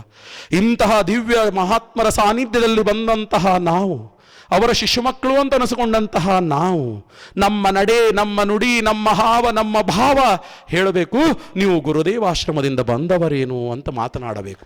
ಅಂತಹ ವ್ಯಕ್ತಿತ್ವವನ್ನು ರೂಪಿಸಿಕೊಳ್ಳುವಂಥವರು ನಾವಾದಾಗ ಮಾತ್ರ ಆ ಹೇಳಿಕೆ, ಆ ಎಲ್ಲ ಸಿದ್ಧಾಂತಗಳಿಗೆ ನಾವು ಸರಿಯಾಗಲಿಕ್ಕೆ ಸಾಧ್ಯವಿದೆ. ಹೌದಾ? ಅದಕ್ಕೆ ಪಾಲಕರಾದವರಿಗೂ ಒಂದು ಮಾತು, ಕಿವಿ ಮಾತು, ನನ್ನ ತಾಯಂದ್ರಿಗಾಗಲಿ ತಂದೆಯಂದ್ರಿಗಾಗಲಿ ಎಲ್ಲರಿಗೂ ಒಂದು ಮಾತು. ಮಕ್ಕಳ ಮುಂದೆ ಅನಾವಶ್ಯಕವಾಗಿ ಜಗಳ ತೆಗೆಯುವುದಾಗಲಿ, ಮಕ್ಕಳ ಮುಂದೆ ಅನಾವಶ್ಯಕವಾಗಿ ಸಂಸಾರದ ವಿಷಯಗಳ ಬಗ್ಗೆ ಸುಮ್ಮನೆ ಅವಕ್ಕೆ ಎಂಟ್ರಿ ತೊಗೊಂಡು ಬೈಯುವುದಾಗಲಿ, ಅವೆಲ್ಲ ಇಲ್ಲ. ಅವೆಲ್ಲ ನಿಮ್ಮೊಳಗೆ ಬಗೆಹರಿಸ್ಕೊಳ್ಳೋದು. ಯಾಕಂದರೆ ಅದನ್ನು ಮುಂದಿನ ಪೀಳಿಗೆಗೆ ಒಂದು ಕೊಡ್ರಿ. ಮುಂದಿನ ಪೀಳಿಗೆಗೆ ಎಂಥದ್ದು ಕೊಡ್ರಿ ಅಂದರೆ, ನಮ್ಮ ಅಪ್ಪ ಹಿಂಗೆ ಬದುಕಿದ್ದ, ನಾವು ನಮ್ಮ ಅಪ್ಪನಂಗೆ ಹಿಂಗೆ ವಜ್ರದಿಂದ ಬದುಕಬೇಕು, ನಮ್ಮ ಅಪ್ಪನಂಗೆ ನಾವು ಹೆಸರನ್ನು ಗಳಿಸಬೇಕು ಅನ್ನುವಂತಹ ರೀತಿ ಒಳಗೆ ಬೆಳೆಸುವಂಥ ಕಾರ್ಯ ನಿಮ್ಮ ತಂದೆ ತಾಯಿಗಳ ಮೇಲಿರುವಂಥ ಅತ್ಯಮೂಲ್ಯವಾದಂಥ ಹೊಣೆಯದ. ಯಾಕಂದರೆ ನಾವು ಏನು ಮಾಡಕತ್ತೀವಿ ಗೊತ್ತೇನು? ಇವತ್ತಿನ ಪಾಲಕರು ಬೇವಿನ ಬೀಜವ ಬಿತ್ತಿ ಮಾವಿನ ಫಲ ಬಯಸ್ಲಾಕತ್ತೀವಿ. ಸಣ್ಣಂದಿರ್ತಾವಕ್ಕೆ ಬರೇ ಬೇವಿನ ಬೀಜಾನೇ ಬಿತ್ತೀವಿ ನಾವು. ಅವ್ರು ಹಂಗೆ, ಇವ್ರು ಹಿಂಗೆ, ಅಮ್ಮ ನಿಮ್ಮ ಕಾಕ ಹಂಗೆ, ನಿಮ್ಮ ಬಾಬಾ ಹಿಂಗೆ, ಅವ್ರು ಭಾಳ ನೀಚ, ಇವ್ರು ಭಾಳ ನೀಚ, ಅವ್ರು ಏನು ಜಗತ್ತಿನಾಗ ನಾವು ಒಬ್ಬರೇ ಸುದ್ದದೀವು. ಇದನ್ನೆಲ್ಲ ಬಿತ್ತಿ ಹುಡುಗ ದೊಡ್ಡವಗಣ, ನೀ ಆದರ್ಶ ಆಗು, ಜಗತ್ತಿಗೆ ಬೆಳಕು ಕೊಡು, ನೀ ಅದನ್ನು ಮಾಡು. ಅವೇ ಹೆಂಗೆ ಬೆಳಕು ಬೆಳೆದಿದ್ದೇ ಕತ್ತಲ್ದಾಗ ಬೆಳೆದಾನ, ಅವೇ ಹೆಂಗೆ ಬೆಳಕು ಕೊಡ್ತಾನೆ? ಹೌದಿಲ್ಲ? ಅದಕ್ಕೆ ದಯವಿಟ್ಟು ಏನಪ್ಪ ಅಂದರೆ, ನಾ ಎಲ್ಲ ನಮ್ಮ ತಂದೆ ತಾಯಿಗಳಿಗೆ ಹೇಳೋರಿಷ್ಟೇ, ನೀವು ಆದರ್ಶವಾಗಿರಿ. ಮೊದಲು ನೀವು ಆದರ್ಶವಾಗಿರಿ. ನಿಮ್ಮ ಮಕ್ಕಳಲ್ಲಿ ನೀವು ಹೇಳುವುದೇ ಬೇಡ, ಆ ಭಾವನೆ ತಾನಾಗಿಯೇ ಬರ್ತದೆ. ಯಾಕಂದ್ರೆ ಯಪ್ಪ, ನಮ್ಮ ಅಪ್ಪನೇ ಒಂದು ಅಡಿಕೆ ಹೋಳು ಚಟ ಮಾಡಂಗಿಲ್ಲ, ಅಕಸ್ಮಾತ್ ನಾ ಅಡಿಕೆ ತಿಂದ್ರೆ ನಮ್ಮ ಅಪ್ಪ ಇವತ್ತು ನನ್ನ ಮರ್ಡರ್ ಮಾಡ್ತಾನೆ ಅನ್ನುವಂಥ ಭಾವನೆ ಆ ಮಗನಿಗೆ ಬರ್ತದೆ. ಅದಕ್ಕೆ ದಯವಿಟ್ಟು ಪಾಲಕರಾದಂಥವರು ಯುವಜನತೆಯನ್ನು ಶಕ್ತಿಯುತವಾಗಿ ಬೆಳೆಸುವಲ್ಲಿ ನಿಮ್ಮ ಪಾತ್ರವೂ ಬಹಳ ಮುಖ್ಯವಾದದ್ದು ಅಂತ ಹೇಳ್ತೀವಿ. ಅಂತ ಇನ್ನೊಂದು ಹೇಳಬೇಕಂತಂದರೆ, ಮರೆಯಬೇಕು ಪ್ರಪಂಚ ವಾಸನವನ್ನೆಲ್ಲ ಅಂತ ಹೇಳ್ತಾರೆ. ಇದನ್ನು ಸ್ವಲ್ಪ ನಮ್ಮ ಈ ಕಡೆ ಯುವತಿಯರದಿರಿ, ಈ ಕಡೆ ಸ್ವಲ್ಪ ಯುವಕರದಿರಿ, ನೀವು ಭಾಳ ಲಕ್ಷ್ಯ ಕೊಡಬೇಕು. ಹದಿಹರೆಯದ ಜೋಶ್ ಅಂತೀವಿ ನಾವು. ಹದಿಹರೆಯದ ಒಂದು ಯೌವನದೊಳಗೆ ಏನಪ್ಪ ಅಂತಂದ್ರೆ ಇರ್ತದೆ ಮನುಷ್ಯನಿಗೆ. ನೋಡ್ರಿ, ಆ ಎಲ್ಲ ಸ್ಟೇಜ್ಗಳನ್ನ ದಾಟೇ ಬರಬೇಕು ಮನುಷ್ಯ ಅಂದಮೇಲೆ. ಹೌದಾ? ಇರ್ತದೆ, ನಿಮ್ಮ ತಲೆಯಾಗೂ ಇರ್ತದೆ, ಇವ್ರ ತಲೆಯಾಗೂ ಇರ್ತದೆ. ಏನಿರ್ತದೆ? ಈ ಜಗತ್ತಿನ ನನ್ನಟ್ಟು ಚಲುವೆ ಯಾರದಾರ, ನಾನೇ ಭಾಳ ಚಂದ, ಹರೇದ ಕಾಲಕ್ಕೆ ಹಂದಿನೂ ಭಾಳ ಚಂದ. ಇದನ್ನು ಒಂದು ಸ್ವಲ್ಪ ತಲೆ ತೊಗೋಬೇಕು. ಇದು ನಾ ಹೇಳಿದ್ದಲ್ಲ, ಶರಣಾದಿ ಶರಣರು ಹೇಳ್ತಾರೆ. ಅದಕ್ಕೆ ದಯವಿಟ್ಟು ಹೇಳ್ತೀನಿ, ನಾನೇ ಭಾಳ ಚಂದ, ನಾನೇ ಭಾಳ ಚಲುವ, ನನ್ನಟ್ಟು ಚಲುವೆ ಯಾರದಾರ, ನಮ್ಮಟ್ಟು ಶ್ರೀಮಂತರು ಯಾರದಾರ, ನಾನೇ ಭಾರಿ, ನಾನೇ ಭಾರಿ, ನಾನೇ ಭಾರಿ ಅನ್ನುವಂಥವರು ಸ್ವಲ್ಪ ತಲೆಯಾಗಿಂದ ತೆಗಿಬೇಕು. ಅರ್ಥ ಆಯ್ತಾ? ನಾ ಅನ್ನುವಂತಹದ್ದೊಂದು ಏನಾದರೂ ನಿಮ್ಮ ಮನಸ್ಸಿನೊಳಗೆ ಬಂದರೆ ನಿಮ್ಮ ಅಭಿವೃದ್ಧಿಯ ಕುಂಠಿತ ಅಲ್ಲಿಯೇ ಆರಂಭ ಅಂತ. ಇನ್ನು ಬೆಳೆಯಂಗಿಲ್ಲ, ಇನ್ನು ಬೆಳಿಲಕ್ಕೆ ಸಾಧ್ಯನೇ ಇಲ್ಲ ನಮ್ಮ ಯುವಜನತೆ. ಯಾಕಂತೇಳಿ ಎಲ್ಲ ನನ್ನಿಂದೇ ಹಾಕದ, ನಾ ಇರ್ಲಿಕ್ಕೆ ಏನೂ ಆಗೋದಿಲ್ಲ. ಇದನ್ನು ತಲೆಯಾಗ ತೊಗೊಂಡ್ವಿ ಅಂತಂದ್ರೆ ನಿಮಗೆ ಒಂದು ಮಾತು ಹೇಳ್ತೀನಿ, ನಾ ಅನ್ನುವಂಥದ್ದು ಯಾರ್ಯಾರ ತಲೆಯಾಗ ಬರ್ತದಲ್ಲ, ಸಂಸಾರದಾಗ ಹಿರಿಯರ ತಲೆಯಾಗ ಬರಲಿ, ನಮ್ಮ ಹುಡುಗರ ತಲೆಯಾಗ ಬರಲಿ, ಓದುವಂಥ ವಿದ್ಯಾರ್ಥಿ ತಲೆಯಾಗ ಬರಲಿ, ಎಲ್ಲೇ ಯಾರ ತಲೆಯಾಗ ಬೇಕಾದವ್ರು ಬರಲಿ, ನಾ ಅಂತ ಬಂದವ್ರು ಈ ಜಗತ್ತಿನಾಗ ಯಾರೇ ಮುಂದೆ ಹೋಗ್ಯಾರೋ ಹೆಂಗೆ? ಸಾಧ್ಯನೇ ಇಲ್ಲ. ಅದಕ್ಕೆ ನಮ್ಮ ಯುವಜನತೆ ಒಂದು ಸ್ವಲ್ಪ ನೀವೇನದಲ್ಲ, ಇದು ಎಲ್ಲರಿಗೂ ಬರುವಂತಹ ಒಂದು ಸ್ಟೇಜ ಯೌವನದ ನಂತರ ಮೂಪು ಬಂದೇ ಬರ್ತದೆ. ಅದನ್ನು ಖಾಯಮೇ ಉಳಿತದನು ಯೌವನ. ಖಾಯಂ ಹಾಗೆ ನಾವು ಅಗದಿ ಸ್ಟ್ರಾಂಗ್ ಆಗಿ ಉಳಿತೀವಿ ಏನಾರೆ ಇಲ್ಲ, ಮುಪ್ಪು ಸಹಜವಾಗಿಯೇ ಬರ್ತದೆ. ಅದಕ್ಕೆ ದಯವಿಟ್ಟು ಈ ಯೌವನದ ವಯಸ್ಸಿನೊಳಗೆ ಅಂದರೆ ಈ SSLC ಇಂದ ಹಿಡ್ಕೊಂಡು ಡಿಗ್ರಿ ಮುಗಿಯುವವರೆಗೆ ಒಂದು ಏಜ್ ಅದ, 16ರಿಂದ 21. ಈ ಏಜ್ದೊಳಗೆ ನೀವು ಒಟ್ಟ ದಾರಿ ತಪ್ಪಬಾರ್ದು. ಅದಕ್ಕೆ ಇವತ್ತು ಅಮೃತಾನಂದ ಅಪ್ಪಾಜಿಯವರು ಇದನ್ನ ಇಟ್ಕೊಂಡಾರ, ತರುಣ ಶಕ್ತಿ ಅಂತೇಳಿ. ಯಾಕಂದ್ರೆ ಯುವಕರು ಅಂತ ಕರಿಬೇಕಾದ್ರೆ ಅಲ್ಲೇ ಒಂದು ಸ್ಟೇಜ್ದಾಗ ನಾವು ಕರಿತಿರ್ತೀವಿ. ಅದಕ್ಕೆ ದಯವಿಟ್ಟು ಏನಪ್ಪ ಅಂದ್ರೆ ಇಂತಹ ಒಂದು ವಯಸ್ಸದೊಳಗೆ ದಯವಿಟ್ಟು ಹೇಳ್ತೀನಿ, ಕೆಡಲಾಕೂ 1000 ಹಾದಿದಾವ್ರಿ, ಉದ್ಧಾರ ಆಗ್ಲಕ್ಕೂ 1000 ಹಾದಿದಾವು. ದಯವಿಟ್ಟು ಯುವಕರು ಕೇಳ್ಕೊಸ್ಕೋಬೇಕು ಇದನ್ನು. ಕೆಡಲಾಕೂ 1000 ಹಾದಿದಾವ, ಬದುಕಲಾಕೂ 1000 ಹಾದಿದಾವ. ಅದಕ್ಕೆ ದಯವಿಟ್ಟು ಯುವಜನತೆ ಏನು ಮಾಡ್ಬೇಕಂದ್ರೆ ಒಳ್ಳೆಯದನ್ನು ಆಯ್ಕೆ ಮಾಡಿಕೊಡ್ರಿ, ಒಳ್ಳೆಯದನ್ನು ಆಯ್ಕೆ ಮಾಡಿಕೊಳ್ಬೇಕು. ಯಾವಾಗಲೂ ಹೇಳ್ತೀನಿ, ಒಳ್ಳೆಯದು ಒಳ್ಳೆಯದನ್ನೇ ತರುತ್ತದೆ. ಅದಕ್ಕೆ ಯಾವಾಗಲೂ ಶರಣಾದಿ ಶರಣರು ಹೇಳ್ತಾರೆ, ಇವತ್ತಿನ ಯುವಜನತೆ ಎಲ್ಲಿ ಹಾಳಾಗತ್ತೆ ಗೊತ್ತೇನ್ರಿ? ನಮಗೆ ಸತ್ಸಂಗ ಇಲ್ರಿ ಸರ್. ಫಸ್ಟ್ ಬೇಕಾಗಿದ್ದೇ ಮುಖ್ಯವಾಗಿ ಸತ್ಸಂಗ ಬೇಕ್ರಿ ನಾವು. ಹೌದಾ? ಸತ್ಸಂಗ ಅಂದ್ರೆ ಏನು?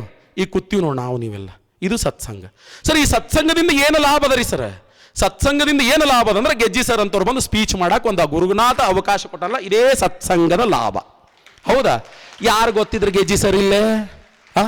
ನಾ ಗೊತ್ತಿರ್ಬೋದು ನನ್ನ ವಿದ್ಯಾರ್ಥಿಗಳಿಗೆ, ಆದರೆ ಇವತ್ತಿ ಸಾವಿರಾರು ತಾಯಂದ್ರಿಗೆ ತಂದರಿಯರಿಗೆ ಎಲ್ಲರಿಗೂ ಪರಿಚಯ ಮಾಡಿ ಕಾತ್ರಾಳಗಾಮದೊಳಗೊಬ್ಬರು ಗೆಜ್ಜಿ ಸರ ಅಂತ ಪರಿಚಯ ಮಾಡಿಸಿದ್ರಲ್ಲ, ಇದು ಯಾರಂದ್ರೆ ಸತ್ಸಂಗದ ಮಹಿಮೆ. ಅಪ್ಪಾಜಿಯವರ ಸಾನ್ನಿಧ್ಯದೊಳಗೆ ಬಂದಿದ್ದಕ್ಕೆ ಇಂತಹ ಒಂದು ಭವ್ಯವಾದಂತಹ ವೇದಿಕೆ ಸಿಕ್ತಲ್ಲ, ಇದಕ್ಕಿಂತ ವಿಚಾರ ದೊಡ್ಡದು ಏನಾರು ಬೇಕೇನು ನಮಗೆ? ಅದಕ್ಕೆ ಯಾವಾಗಲೂ ಹೇಳ್ತಾ ಇರ್ತೀನಿ, ಸತ್ಸಂಗ ಅನ್ನುವಂಥದ್ದು ಯುವತಿಯಲ್ಲಿ ಭಾಳ ಬೇಕು, ಎಲ್ಲರಲ್ಲಿಯೂ ಬೇಕ್ರಿ. ಇವತ್ತು ನೀವು ಹೆಣ್ಮಕ್ಳಿಗಾದರೂ ಹೇಳ್ತೀನಿ, ನಾನು ತಾಯಂದ್ರಿಗೂ ಹೇಳ್ತೀನಿ, ನಿಮಗೂ ಹೇಳ್ತೀನಿ. ಹೌದಾ? ಸುಮ್ಮನೆ 4 ಮಂದಿ ಬಾತಿಗೆ ಬಾರ್ದವ್ರ ಜೋಡಿ ಕೂಡಿ ಅದು ಆಕಿ ಆ ಮನೆ ಅನ್ನಕ್ಕೆ ಹಿಂಗೆ, ಈ ಮನೆ ಅನ್ನಕ್ಕೆ ಹಿಂಗೆ, ಆಕಿನ ಸಸಿ ಹಂಗೆ, ಈಕಿನ ಸಸಿ ಹಿಂಗೆ. ಯಪ್ಪ ಬಿಟ್ಟು ಬಿಡ್ರಿ ಯವ್ವ, ಇದು ಬಿಟ್ಟು ಬಿಡ್ರಿ, ಹೋಗಲಿ. ಕೂತ್ರ ನಿತ್ರ ಮಾತಾಡ್ರಿ. ನಮ್ಮ ಪರಮ ಪೂಜ್ಯ ಸಿದ್ದೇಶ್ವರ ಅಪ್ಪಾಜಿಯವ್ರು ಹೆಂಗೆ ಬದುಕ್ಯಾರ, ಅಮೃತಾನಂದ ಅಪ್ಪಾಜಿಯವ್ರು ನಮಗೆ ಹೆಂಗೆ ಹೇಳ್ಯಾರ, ಇವೆಲ್ಲ ನೀವು ಏನಾಗ್ತದೆ ಗೊತ್ತೇನ? ಇವೆಲ್ಲ ನಮ್ಮ ಸಣ್ಣ ಹುಡುಗರ ಮೇಲೆ ಸಂಸ್ಕಾರ ಬೀರ್ತಾವೆ. ಸಣ್ಣ ಹುಡುಗರ ಮೇಲೆ ಸಂಸ್ಕಾರ ಬೀರ್ತಾವೆ. ಯಪ್ಪ ನಮ್ಮವ್ವ ಅಪ್ಪ ಎಷ್ಟು ಚಂದ ನಮಗೆ ಪದ್ಧತಿ ಕಲಿಸಾರ ಅನ್ನುವಂಥದ್ರ ಬಗ್ಗೆ ನಮಗೆಲ್ಲ ಮಾಹಿತಿಯನ್ನು ಕೊಡ್ತಾವೆ. ಅದಕ್ಕೇನಪ್ಪ ಅಂದ್ರೆ ಮರೆಯಬೇಕು ಪ್ರಪಂಚ ವಾಸನವೆಲ್ಲ, ಇದೆಲ್ಲ ತಲೆಯಾನ್ ತೆಗೆದು ಬಿಡ್ರಿ ಯುವಕರು. ನೀವೊಂದು ಯುವಶಕ್ತಿ, ನಿಮ್ಮಿಂದ ದೇಶ ನಿರ್ಮಾಣದ ಕಾರ್ಯ ಆಗಬೇಕಾಗ್ಯದ. ಇಂತಹ ಪರಮ ಪೂಜ್ಯರ ಮೇಲಿಂದ ಮೇಲೆ ಅವರ ಹಿತವಚನಗಳನ್ನು ಕೇಳಬೇಕು, ಅಪ್ಪಾಜಿಯವರ ಪ್ರವಚನಗಳನ್ನು ಕೇಳಬೇಕು. ಇದೆಲ್ಲದರ ಜೊತೆಗೆ ಲಾಸ್ಟ್ ಒಂದೇ ಒಂದು ಮಾತು ಹೇಳಿ ಮುಗಿಸ್ತೀನಿ. ಏನಪ್ಪ ಅಂದ್ರೆ ಸಚ್ಚಾರಿತ್ರ್ಯವಂತರಾಗಿರಬೇಕು. ಇಷ್ಟೋತನ ಎಲ್ಲ ಹೇಳಿದೆ, ಇವೆಲ್ಲ ಇದ್ದು ಇದು ಒಂದು ದಂಡಿದಿರಲಿಲ್ಲ ಅಂದ್ರೆ ನೀ ಅದಕ್ಕೂ ಉಪಯೋಗ ಇಲ್ಲ ಅಂದಂಗೆ. ಅದಕ್ಕೆ ಯಾವಾಗಲೂ ಹೇಳ್ತಾ ಇರ್ತೀನಿ, ಸಚ್ಚಾರಿತ್ರ್ಯವೆಂಬುದು ಒಂದು ಮರವಾದರೆ ಸತ್ಕೀರ್ತಿ ಎಂಬುದು ಅದರ ನೆರಳು ಅಂತ ಹೇಳ್ತಾರೆ. ಶೀಲವಿಲ್ಲದ ಯೌವನ ಪರಿಮಳವಿಲ್ಲದ ಪುಷ್ಪದಂತೆ ಅಂತ. ನೀನು ಎಷ್ಟು ಸುಂದರವಾಗಿದ್ದರೇನು, ನೀನು ಎಷ್ಟು ಇದು ಆಗಿದ್ದರೇನು, ನಿನ್ನಲ್ಲಿ ಚಾರಿತ್ರ್ಯ ಅನ್ನುವಂಥದ್ದೇ ಇಲ್ಲ ಅಂತಂದ ಮೇಲೆ ನೀ ತೃಣಕ್ಕೆ ಸಮಾನ, ನೀ ಯಾವುದಕ್ಕೂ ಯೋಗ್ಯನಲ್ಲ ಅನ್ನುವಂಥದ್ದನ್ನು ಶರಣಾದಿ ಶರಣರು ಹೇಳಿರುವಂಥದ್ದನ್ನು ನಾವು ನೋಡ್ತೀವಿ ಅಂತ. ಅದಕ್ಕಾಗಿ ದಯಮಾಡಿ ಏನಪ್ಪ ಅಂದ್ರೆ ಎಲ್ಲರಿಗೂ ನಾನು ಹೇಳುವುದಿಷ್ಟೇ, ನಮ್ಮ ಯುವಜನತೆ ಅನ್ನುವಂಥವರು ಇವುಗಳನ್ನೆಲ್ಲ ಅಳವಡಿಸಿಕೊಂಡು ನಿಮ್ಮ ಉಜ್ವಲವಾದಂಥ ಭವಿಷ್ಯವನ್ನು ರೂಪಿಸಿಕೊಳ್ಳ್ರಿ. ಇವತ್ತಿನ ಸ್ಪರ್ಧಾತ್ಮಕ ಜಗತ್ತು ಬಹಳ ವಿಶಾಲವಾಗಿದೆ. ಒಂದು ನೌಕರಿ ಬೇಕು ಅಂತಂದರೆ ನಿಮಗೊಂದು ಸ್ಮಾಲ್ ಉದಾಹರಣೆ ಹೇಳ್ತೀನಿ. 3,000 ಪೊಲೀಸ್ ಪೋಸ್ಟ್ ಕರ್ದಾನ್ರಿ, 9 ಲಕ್ಷ ಅಪ್ಲಿಕೇಶನ್ ಹಾಕಿದ್ದಾರೆ. 9 ಲಕ್ಷ ಜನ ನೌಕರಿಗೆ ಅಪ್ಲಿಕೇಶನ್ ಹಾಕ್ಯಾರ, ಬೇಕಾಗಿದ್ದು 3,000 ಜನ. ಅದಕ್ಕೆ ದಯವಿಟ್ಟು ಏನಪ್ಪ ಅಂದ್ರೆ ಹಿಂಗೆ ಸ್ಪರ್ಧಾತ್ಮಕ ಜಗತ್ತು ಬಹಳ ವಿಶಾಲದ. ಉನ್ನತವಾದಂಥ ಹುದ್ದೆಗಳನ್ನು, ಉನ್ನತವಾದಂಥ ಕಾರ್ಯವನ್ನು ಬಯಸಿದ್ದಲ್ಲಿ ನೀವೆಲ್ಲರೂ ಈ ಎಲ್ಲ ಅಂಶಗಳನ್ನು ಅಳವಡಿಸಿಕೊಂಡು ಒಂದು ಉತ್ತಮವಾದಂಥ ದೇಶವನ್ನು ನಿರ್ಮಾಣ ಮಾಡುವಂತಹ ಯುವಕರು ಯುವತಿಯರು ನೀವೆಲ್ಲರೂ ಆಗಬೇಕು. ಮುಂದೊಂದು ದಿನ ನಮ್ಮ ಭವ್ಯ ಭಾರತ ದೇಶ ಅನ್ನಬೇಕು. ಇಂತಹ ಸುಂದರವಾದಂಥ ಯುವಕರು ಇಂತಹವರ ಸಾನ್ನಿಧ್ಯದೊಳಗೆ ಏನಪ್ಪ ಅಂದ್ರೆ ಬೆಳೆದು ಇಂತಹ ಭವ್ಯವಾದಂತಹ ರಾಷ್ಟ್ರ ನಿರ್ಮಾಣ ಮಾಡ್ಯಾರ ಅನ್ನುವಂಥ ರೀತಿ ಒಳಗೆ ಹೇಳ್ತಾ, ಕೊನೆಯದಾಗಿ ಯುವಜನತೆ, ನಿಮ್ಮ ತಂದೆ ತಾಯಿಗಳ ಬಗ್ಗೆ ಗೌರವವಿರಲಿ, ನಿಮ್ಮ ತಂದೆ ತಾಯಿಗಳನ್ನು ಪ್ರೀತಿಸಿರಿ. ತಂದೆ ತಾಯಿಗಳನ್ನು ವೃದ್ಧಾಶ್ರಮಕ್ಕೆ ಬಿಡುವಂಥ ಮಕ್ಕಳು ನಮ್ಮ ಭಾರತ ದೇಶದಲ್ಲಿ ಬೇಡ. ತಂದೆ ತಾಯಿಗಳನ್ನು ಸಂಸ್ಕಾರಯುತವಾಗಿ ನೋಡಿಕೊಳ್ಳುವಂತಹ ಮಕ್ಕಳು ನೀವೆಲ್ಲರೂ ಆಗಬೇಕು ಅನ್ನುವಂತಹ ರೀತಿ ಒಳಗೆ ಹೇಳ್ತಾ, ಇನ್ನೊಂದೇನಪ್ಪ ಅಂತಂದರೆ ದಯವಿಟ್ಟು ಯಾವ ಯೂನಿವರ್ಸಿಟಿಗಳೂ ಕೊಡದೇ ಇರುವಂತಹ ನೋಬೆಲ್ ಪಾರಿತೋಷಕ್ಕಿಂತಲೂ ಉನ್ನತವಾದಂಥದ್ದು, ಭಾರತ ರತ್ನಕ್ಕಿಂತಲೂ ಉನ್ನತವಾದಂತಹ ಒಂದೇ ಒಂದು ಪದವಿ ಪಡಿಬೇಕಾಗಿದೆ ನಮ್ಮ ಯುವಜನತೆ. ಏನಂದ್ರೆ ಹೆತ್ತ ಜೀವಗಳು ಹೇಳಬೇಕು, ಇಂಥ ಒಬ್ಬ ಮಗ ಹುಟ್ಟದ ನನ್ನ ಜನ್ಮವೇ ಸಾರ್ಥಕವಾಯಿತು, ಇಂಥಕ್ಕೊಬ್ಬ ಮಗಳು ಹುಟ್ಟಿದ್ಲು ನನ್ನ ಜನ್ಮವೇ ಸಾರ್ಥಕವಾಯಿತು ಅನ್ನುವಂಥ ರೀತಿ ಒಳಗೆ ಬದುಕೋಣ ಅನ್ನುವಂಥ ರೀತಿ ಒಳಗೆ ಹೇಳ್ತಾ, ಇಲ್ಲಿ ಕರೆದು ನನಗೆ ಒಂದಿಷ್ಟು ಮಾತನಾಡಲು, ನಿಮ್ಮಂಥ ಹಿರಿಯರ ಜೊತೆಗೆ ಮಾತನಾಡಲು ಅವಕಾಶವನ್ನು ಮಾಡಿಕೊಟ್ಟಂತಹ ಗುರುದೇವಾಶ್ರಮದ ಡಾಕ್ಟರ್ ಪರಮಪೂಜ್ಯ ಅಮೃತಾನಂದ ಅಪ್ಪಾಜಿಯವರ ಪಾದಗಳಿಗೆ ಕೋಟಿ ಕೋಟಿ ಕೋಟಿ ನಮನಗಳನ್ನು ಹೇಳ್ತಾ, ಅಲ್ಪನ ನುಡಿ ಏನಾದರೂ ಅದರಲ್ಲಿ ಲೋಪದೋಷಗಳಿದ್ದರೂ ಅವೆಲ್ಲವೂ ನಿಮ್ಮ ಪಾದಕ್ಕೆ ಸಮರ್ಪಿಸಿ ನನ್ನ ಒಂದೆರಡು ಮಾತುಗಳಿಗೆ ವಿದಾಯ ಅನ್ನುವಂಥ ರೀತಿಯೊಳಗೆ ಹೇಳ್ತಾ ನಮಸ್ತೆ. ಎಲ್ಲ ಪೂಜ್ಯ ಪಾದರಲ್ಲಿ ವಂದಿಸಿ ಹಾಗೂ ಸುರೇಶ್ ಗೆಜ್ಜಿ ಅಕಾಡೆಮಿಯಿಂದ ಸುರೇಶ್ ಅವರು ಆ ಗೆಜ್ಜಿ ಅಕಾಡೆಮಿಯ ಅಧ್ಯಕ್ಷರು ಹಾಗೂ ಅವರ ಸಿಬ್ಬಂದಿಗಳು ಸಾಕಷ್ಟು ಮಂದಿ, ಅನಿಲ್ ಸರ್ ಹಿಡ್ಕೊಂಡು ಸಂಗಮೇಶ್ವರು ಅವರು ಮೊನ್ನೆ ತಮ್ಮೆಲ್ಲರಿಗೂ ವಂದನೆಗಳು. ಪೂಜ್ಯರ ನುಡಿ ನಮನದಲ್ಲಿ ಅವರು ಸೇವೆ ಎಂತಾದಂದ್ರೆ ಅವ್ರು ಇಷ್ಟೊತ್ತನ ಒಂದು ತಾಸು ಮಾತು ಹೇಳಿಂದ ನಮಗೆ ಏನು ಹೇಳ್ಬೇಕನ್ನೋದು ಉಳಿದೇ ಇಲ್ಲ. ಆದ್ರೆ 2 ದಿನದ ಹಿಂದಿದ್ದು ಸೇವಾ ಮಾಡಿದ್ದು ಅವ್ರ ನೆನಪು ಬಂತು. ಹಾಡು ಬರೋಲ್ದು, ಮಾತಾಡೋಕ್ಕೆ ಧ್ವನಿನೂ ಬರೋಲ್ದು. ಅವ್ರು ಇನ್ನೀಗ 1 ತಾಸು ಹೇಳಿದ್ರಲ್ಲ, 500 ಮಂದಿ ಕರ್ಕೊಂಡು ಬಂದು 500 ವಿದ್ಯಾರ್ಥಿಗಳನ್ನು ಕರ್ಕೊಂಡು ಬಂದು ಮುಂಜಾನೆ 8ರಿಂದ ಹಿಡಿದು ರಾತ್ರಿ 12 ಗಂಟೆ ಮಟನೂ ವಿಜಯಪುರದಾಗ ಸೇವಾ ಅವರೊಬ್ಬರ ಮಾಡಿದವ್ರು.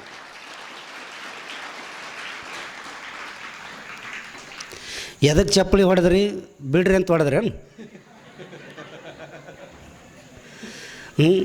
ಅವರು 500 ವಿದ್ಯಾರ್ಥಿ, ಅದರಾಗ 2,500 ಮಂದಿ ಯುವಕರು, 2,500 ಮಂದಿ ತಾಯಂದರು.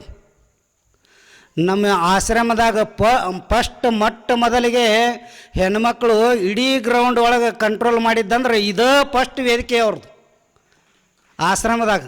ಯಾಕಂದ್ರೆ ಆಶ್ರಮದಾಗ ಹೆಂಗೆ ಬರ್ತೈತೆ ಅಂದ್ರೆ ಈಗ ಎಷ್ಟು ಇದು ದಾರಿ ಐತಿ, ಏಕಟ್ಟು ಜನ ಬರ್ತಿರ್ತೈತಿ.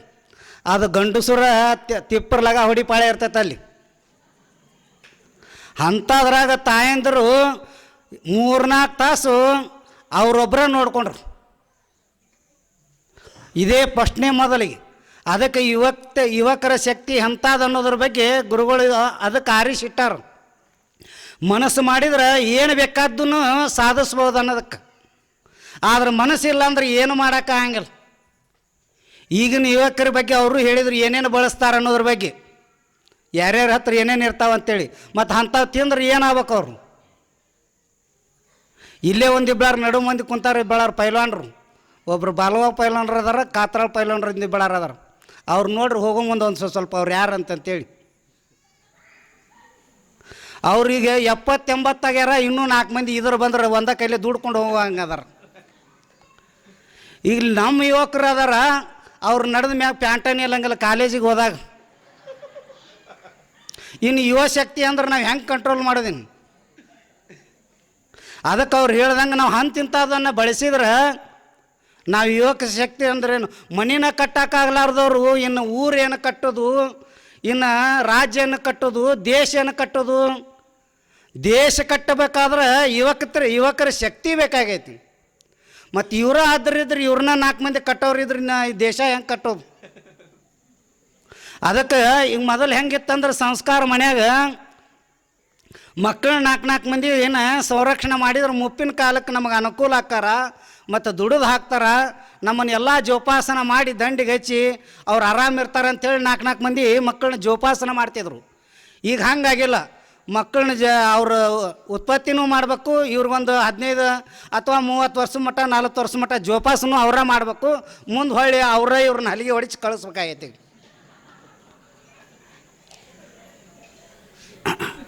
ಇದು ಅಂಥ ಕಾಲ ಬಂದೈತಿ.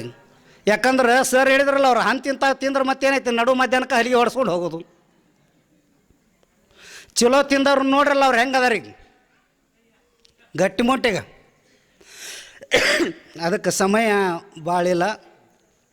ಮತ್ತು ಯಾವಾಗಾರ ಅವಕಾಶಕ್ಕಾಗಿ ಮಾತಾಡೋಣ ಅಂತೇಳಿ 2 ಮಾತು ಗುರುಪಿನ ಪದಕ್ಕೆ ಅರ್ಪಿಸಿ. ಗುರವೇ ಸರ್ವಲೋಕಾನಾಂ ವಿಷಜೆ ಭವರೋಗಿಣಾಂ ನಿಧಯೇ ಸರ್ವವಿದ್ಯಾನಾಂ ದಕ್ಷಿಣಾಮೂರ್ತಯೇ ನಮಃ. ಪ್ರಾತಸ್ಮರಣೀಯರು ಪೂಜ್ಯ ವೇದಾಂತ ಕೇಸರಿ ಮಲ್ಲಿಕಾರ್ಜುನ ಮಹಾಶಿವಗಳನ್ನು ಸ್ಮರಿಸಿಕೊಂಡು ಈ ಶತಮಾನದ ಸಂತರು ನಡೆದಾಡುವ ಮಾತನಾಡುವ ಸದ್ಗುರು ಸಿದ್ದೇಶ್ವರಪ್ಪಗಳವರ ಶ್ರೀಚರಣಕ್ಕೆ ಭಕ್ತಿಯ ಪ್ರಣಾಮವನ್ನು ಸಲ್ಲಿಸುತ್ತಾ, ಈ ಕಾರ್ಯಕ್ಕೆ ಕಾರಣೀಭೂತರಾದ ಕರುಣಾಮೂರ್ತಿಗಳು, ಯೋಗಾಚಾರ್ಯರು, ಪೂಜ್ಯ ಅಮೃತಾನಂದಪ್ಪಗಳವರ ಶ್ರೀಚರಣಕ್ಕೂ ಭಕ್ತಿಯ ಪ್ರಣಾಮಗಳನ್ನು ಸಲ್ಲಿಸುತ್ತಾ, ವೇದಿಕೆಯನ್ನು ಅಲಂಕರಿಸಿದ ಸೋಮಲಿಂಗೇಶ್ವರ ಸ್ವಾಮೀಜಿಯವರ ಶ್ರೀಚರಣಕ್ಕೂ ಹಣೆಮಣಿದು, ಪ್ರಜ್ಞಾನಂದ ಶ್ರೀಗಳಲ್ಲಿಯೂ ಬಸವಾನಂದಪ್ಪಗಳಲ್ಲಿಯೂ ಸಿದ್ದರಾಮೇಶ್ವರ ಪಟ್ಟದೇವರಲ್ಲಿಯೂ ಶರಣಾರ್ಥಿಯನ್ನು ಹೇಳುತ್ತಾ, ಇದೀಗ ಯುವಶಕ್ತಿ ಕುರಿತಾಗಿ ಮಾತನಾಡಿದ ಸುರೇಶ್ ಅವರಲ್ಲಿ ಕೂಡ ಶರಣಾರ್ಥಿಯನ್ನು ಹೇಳುತ್ತಾ, ಮುದ್ದು ಮಕ್ಕಳಲ್ಲಿ, ಮಾತೆಯರಲ್ಲಿ, ಹಿರಿಯರಲ್ಲಿಯೂ ಶರಣಾರ್ಥಿಗಳು. ಯುವಕರ ಕುರಿತಾಗಿ ಮುದುಕರಿಗೆ ಮೈಕ್ ಕೊಟ್ಟಾರೆ ಮಾತಾಡತ್ತೇಳಿ. ಇದಕ್ಕೆ ಬಹುಶಃ ಯುವಕರು ಯಾರಂದ್ರೆ ಯುವ ಸನ್ಯಾಸಿ ಅಂದ್ರೆ ಅಮೃತಾನಂದಪ್ಪಗಳು ಹೇಳಬೇಕಾಗಿತ್ತು ಅಂತ ನಮಗೆ ಅನಿಸ್ತೈತಿ. ಅವರು ಇಲ್ಲಿಂದ ಓಡ್ಕೋತ ಹೋಗಿ ಜಿಗ್ಜಾಣಿಗೆ ಯೋಗ ಹೇಳಿ ಇಲ್ಲಿ ತನಕ ಓಡ್ಕೋತ ಬರ್ತಿದ್ದರಂತಾರೆ ಅರ್ಧ ತಾಸು ಒಳಗೆ. ಅದನ್ನು ಕೇಳಿದ್ರೆ ನಮಗೆ ಬೆವರು ಬರ್ತೈತೆ ರೀ, ಹ್ಯಾಂಗೆ ಹೋದರು ಅಂತ. ಅಪ್ಪಗಳು ಅಷ್ಟು ಮೆಸ್ತಿದ್ರು. ಅವ್ರ ಅಪ್ಪಗಳು ವಾಕಿಂಗ್ ಹೋಗುವಾಗ ಸರಿಗೆ ಭಾಳ ಗೊತ್ತಾ, ಈ ಮಿಲ್ಟ್ರಿಗೆ ಹೋಗ್ತಾರಲ್ರಿ, ಟ್ರೈನಿಂಗ್ ತೊಗೋತಿರ್ತಾರೆ. ವಿಜಯಪುರದಲ್ಲಿ ಸಾವಿರಾರು ಮಕ್ಕಳು ಅದಾವೆ, ಯುವಕರು ಓಡ್ತಿದ್ರು. ಬರಟಿಗೆ ರೋಡಿಗೆ ಅಪ್ಪಗಳು ವಾಕಿಂಗ್ ಮಾಡ್ತಿದ್ರು. ಬಂದು ಎಲ್ಲರೂ ನೂರಾರು ಹುಡುಗರು ಅಪ್ಪಗಳು ನಮಸ್ಕಾರ ಮಾಡಿ ಹೋಗ್ತಿದ್ರು. ಒಂದು ದಿನ ಏನಾಯಿತು ಅಂದ್ರೆ ಅಪ್ಪಗಳು ನಮಗೊಂದು ಸ್ವಲ್ಪ ಉಪದೇಶ ಏನ್ರಿ ಮಾಡಿರಿ, ನಾವು ನಾಳೆ ಮಿಲ್ಟ್ರಿಗೆ ಹೋಗೋರಿದ್ದೀವಿ. ಯಾಕೆ ಮುದುಕರಿಗೆ ಮಿಲ್ಟ್ರಿ ತೊಗೊಳೋದಿಲ್ಲ, ತೊಗೋತಾರೇನ್ರಿ? ಯಾವ ದೇಶದೊಳಗೆ ಇತಿಹಾಸ ಇಲ್ಲ, ಯುವಕರನ್ನೇ ಬೇಕಂತ. ಕೂತಾಗ ಅಪ್ಪಗಳು ಕೂತಿದ್ರು, ನಾವು ಕೂತಿದ್ದೀವಿ. ಅಪ್ಪಗಳಂದ್ರು ನೀವು ಸ್ವಲ್ಪ ಆ ಕಡೆ ಹೋರಿ ಅಂದರು. ಅಪ್ಪಗಳು ಯಾಕೆ ಕೇಳೋರು ಗೊತ್ತಿಲ್ಲ ಅಂತ ಹೇಳಿ ಹೋದೆವು. 4-3 ಮಂದಿ ಸ್ವಾಮಿ ಇದ್ವಿ, ಎದ್ದು ಹೋದೆವಿ.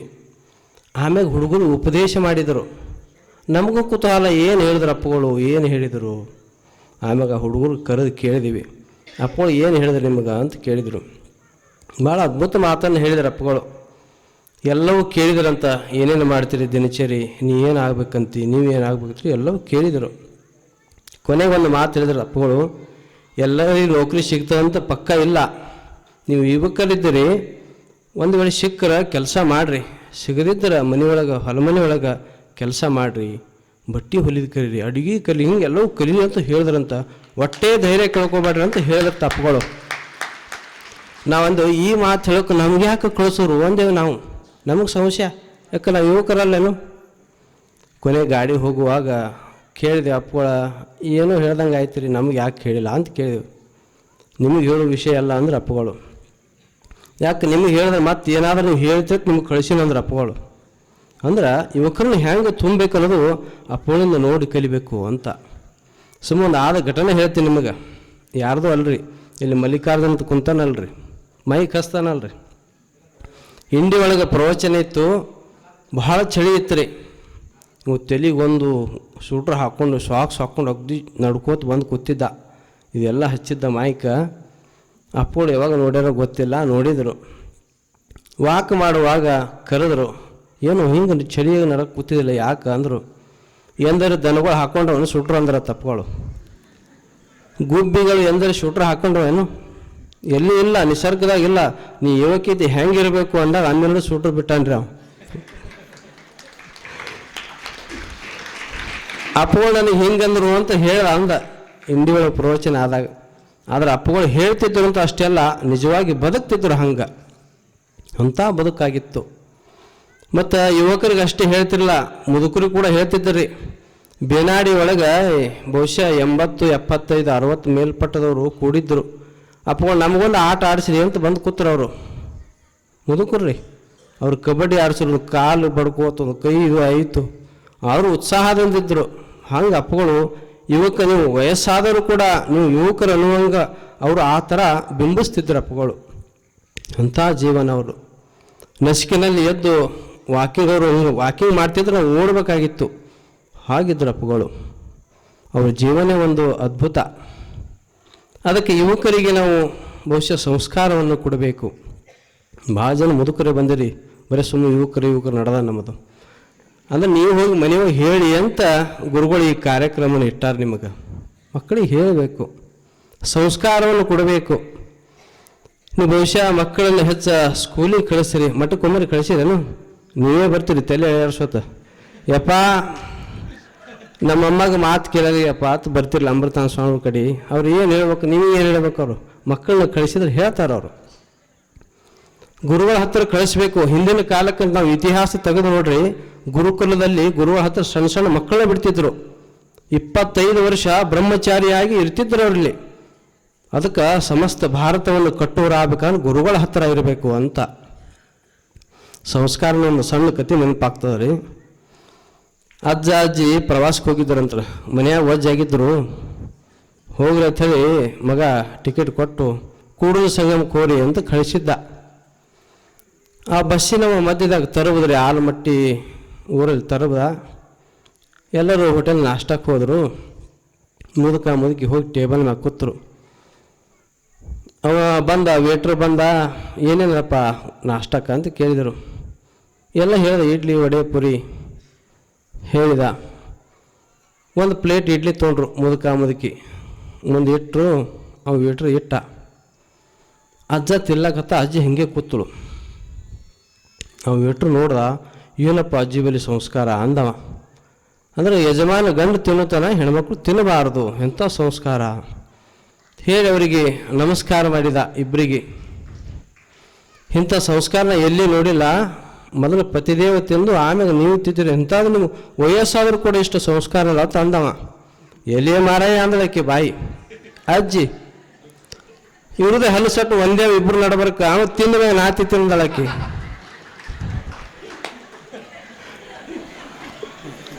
ಬಹುಶಃ ನಿಮ್ಮಲ್ಲಿ ಇರ್ಬೇಕು ಅನ್ನಿಸ್ತದೆ.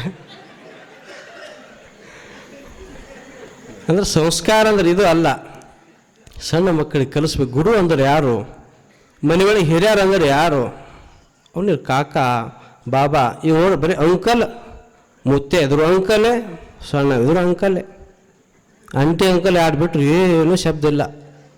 ಇದೇ ನಮ್ಮ ಸಂಸ್ಕಾರ. ಅದಕ್ಕೆ ಮಠಕ್ಕೆ ಕಳಿಸ್ಬೇಕು. ನೋಡ್ರಿ ಗುರುಗಳು ಎಷ್ಟು ಅದ್ಭುತವಾಗಿ ಕಾರ್ಯಕ್ರಮ ಮಾಡ್ಯಾರ.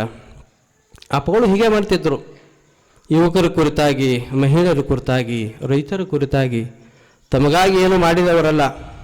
ಆ ಹಾದಿಯಲ್ಲೇ ಪೂಜ್ಯ ಅಮೃತಾನಂದಪ್ಪರು ಕೂಡ ಕಾರ್ಯಕ್ರಮ ಮಾಡ್ತಾ ಇದ್ದಾರೆ. ಅವರು ಮಾಡ್ತಾರೆ ಅನ್ನೋಕ್ಕಿಂತ ಅಪ್ಪಗಳೇ ಅವ್ರ ಮುಖಾಂತರ ಮಾಡಿಸ್ತಾರ ಅಂತ ನಮಗೆ ಅನಿಸ್ತೈತಿ. ಅಂಥ ಪೂಜ್ಯರು ನಮಗೂ ಕೂಡ ಕರೆಸಿ ಒಂದು ಎರಡು ಮಾತಾಡಂದ್ರಪ್ಪ ಯುವಕರ ಕುರಿತಾಗಿ. ಇನ್ನೇನು ಮಾತಾಡೋದು ಒಂದೇ, ಬಹುಶಃ ಕಣ್ಣು ಕಟ್ಟಿ ತಿರುಗಿಸಿ ಬಿಟ್ಟಂಗೆ ಆಯ್ತು ನಮಗೂ. ಗುರುಗಳಿಗೆ ಕೆಮ್ಮತ್ತು, ನನಗೂ ಕೆಮ್ಮತ್ತು ಮಾಡಿದ್ದೆ. ಪುಣ್ಯಕ್ಕೆ ಏನು ಕೆಮ್ಮತ್ತಲಿಲ್ಲ, ಚಲೋ ಆಯಿತು. ಸುಮ್ಮನೆ ನಿಮ್ಗೆ ಪ್ರಯೋಗ ಮಾಡೋಕ್ಕೆ ಕೆಮ್ಮ್ಯಾರ, ಅವರೇನು ಕೆಮ್ಮಿಲ್ಲ. ಇನ್ನು ಗುರುಗಳು ಕೂಡ ಮಾತನಾಡೋರದಾರ. ಎರಡು ಇನ್ನು ಗುರುಪಾದ ಕಲ್ಪಿಸಿ ತಮ್ಮೆಲ್ಲರಲ್ಲಿ ಶರಣಾರ್ಥಿ. ಅವರು ನಾಡಿನ ಯುವಕರಿಗೆ ಮಾದರಿ. ಅಂಥ ಯುವ ಶಕ್ತಿ ನಮಗೆ ಬೇಕು. ಅಪ್ಪಗಳು ಓಡ್ತಾ ಇರಬೇಕಾದ್ರೆ, ಅಪ್ಪವ್ರು ನಡೀತಾ ಇರಬೇಕಾದ್ರೆ ಇಂದಿನ ಯುವಕರು ಏನಪ್ಪ ಅಂದರೆ ಓಡೋಗ್ಬೇಕು. ಹಂಗೆ ಅಪ್ಪವ್ರು ಏನಪ್ಪ ಅಂದರೆ ನಡೀತಿದ್ರು. ಅವರ ಕರುಣೆಯ ಕರಕಮಲ ಸಂಜಾತರಾಗಿರ್ತಕ್ಕಂಥ, ಮಹಾನುಭಾವರಾಗಿರ್ತಕ್ಕಂಥ, ಅಂತಾರಾಷ್ಟ್ರೀಯ ಯೋಗಾಚಾರ್ಯರಾಗಿರ್ತಕ್ಕಂಥ ಅಮೃತಾನಂದಪ್ಪಂಗಳವರು ಓಡ್ಕೊಂತ ಹೋಗಿ ಏನಪ್ಪ ಅಂದರೆ 10 ಕಿಲೋಮೀಟರ್ಗಳ ಒಂದು ದಾರಿಯನ್ನು ಓಡ್ಕೊಂತ ಹೋಗಿ ಯುವಕರಿಗೆ ಏನಪ್ಪ ಅಂದರೆ ಯೋಗವನ್ನು ಹೇಳಿಕೊಡ್ತಿದ್ರು. ಯುವಕರ ಕಣ್ಮಣಿ ಅಂದರೆ, ಯುವಕರಿಗೆ ಸ್ಫೂರ್ತಿ ಅಂದರೆ ಯಾರಾದ್ರಿದ್ರೆ ಅದು ಪರಮ ಪೂಜ್ಯ ಪಾದರಾಗಿರ್ತಕ್ಕಂಥ ಅಮೃತಾನಂದಪ್ಪಂಗಳವರು ಅನ್ನುವಂಥ ಅಭಿಮಾನದ ಮಾತುಗಳನ್ನು ಆಡಿರ್ತಕ್ಕಂಥ ಪರಮ ಪೂಜ್ಯ ಪಾದರಾಗಿರ್ತಕ್ಕಂಥ ನಮ್ಮ ಪರಮ ಪೂಜ್ಯ ಸಿದ್ಧಪ್ರಸಾದಪ್ಪಂಗಳವರಿಗೆ ಭಕ್ತಿಪೂರ್ವಕ ಧನ್ಯವಾದಗಳು. ಅವರಿಗೆ ಒಂದು ಜೋರಾದ ಚಪ್ಪಾಳಿನ ತಟ್ಟಿ ಅಭಿವಂದಿಸೋಣ. ಈಗ ಕಾರ್ಯಕ್ರಮದ ಪಾವನ ಸಾನ್ನಿಧ್ಯವನ್ನು ಕಾಣಿಸಿರ್ತಕ್ಕಂಥ ಪರಮ ಪೂಜ್ಯಪಾದರಾದ ಸೋಮಲಿಂಗೇಶ್ವರ ಮಹಾಸ್ವಾಮಿಗಳವರು, ಶಂಕರಲಿಂಗೇಶ್ವರ ಮಠ ಕೇಸರಟ್ಟಿ ಪರಮ ಪೂಜ್ಯರು ನಮಗೆ ತರುಣ ಶಕ್ತಿಯನ್ನು ಕುರಿತು ಅನುಭವದ ಅಮೃತವನ್ನು ಎಡೆ ಮಾಡಬೇಕಾಗಿ ವಿನಂತಿ. ಗುರುರ್ಬ್ರಹ್ಮ ಗುರುರ್ವಿಷ್ಣು ಗುರುರ್ದೇವೋ ಮಹೇಶ್ವರ, ಗುರು ಸಾಕ್ಷಾತ್ ಪರಬ್ರಹ್ಮ ತಸ್ಮೈ ಶ್ರೀ ಗುರುವೇ ನಮಃ.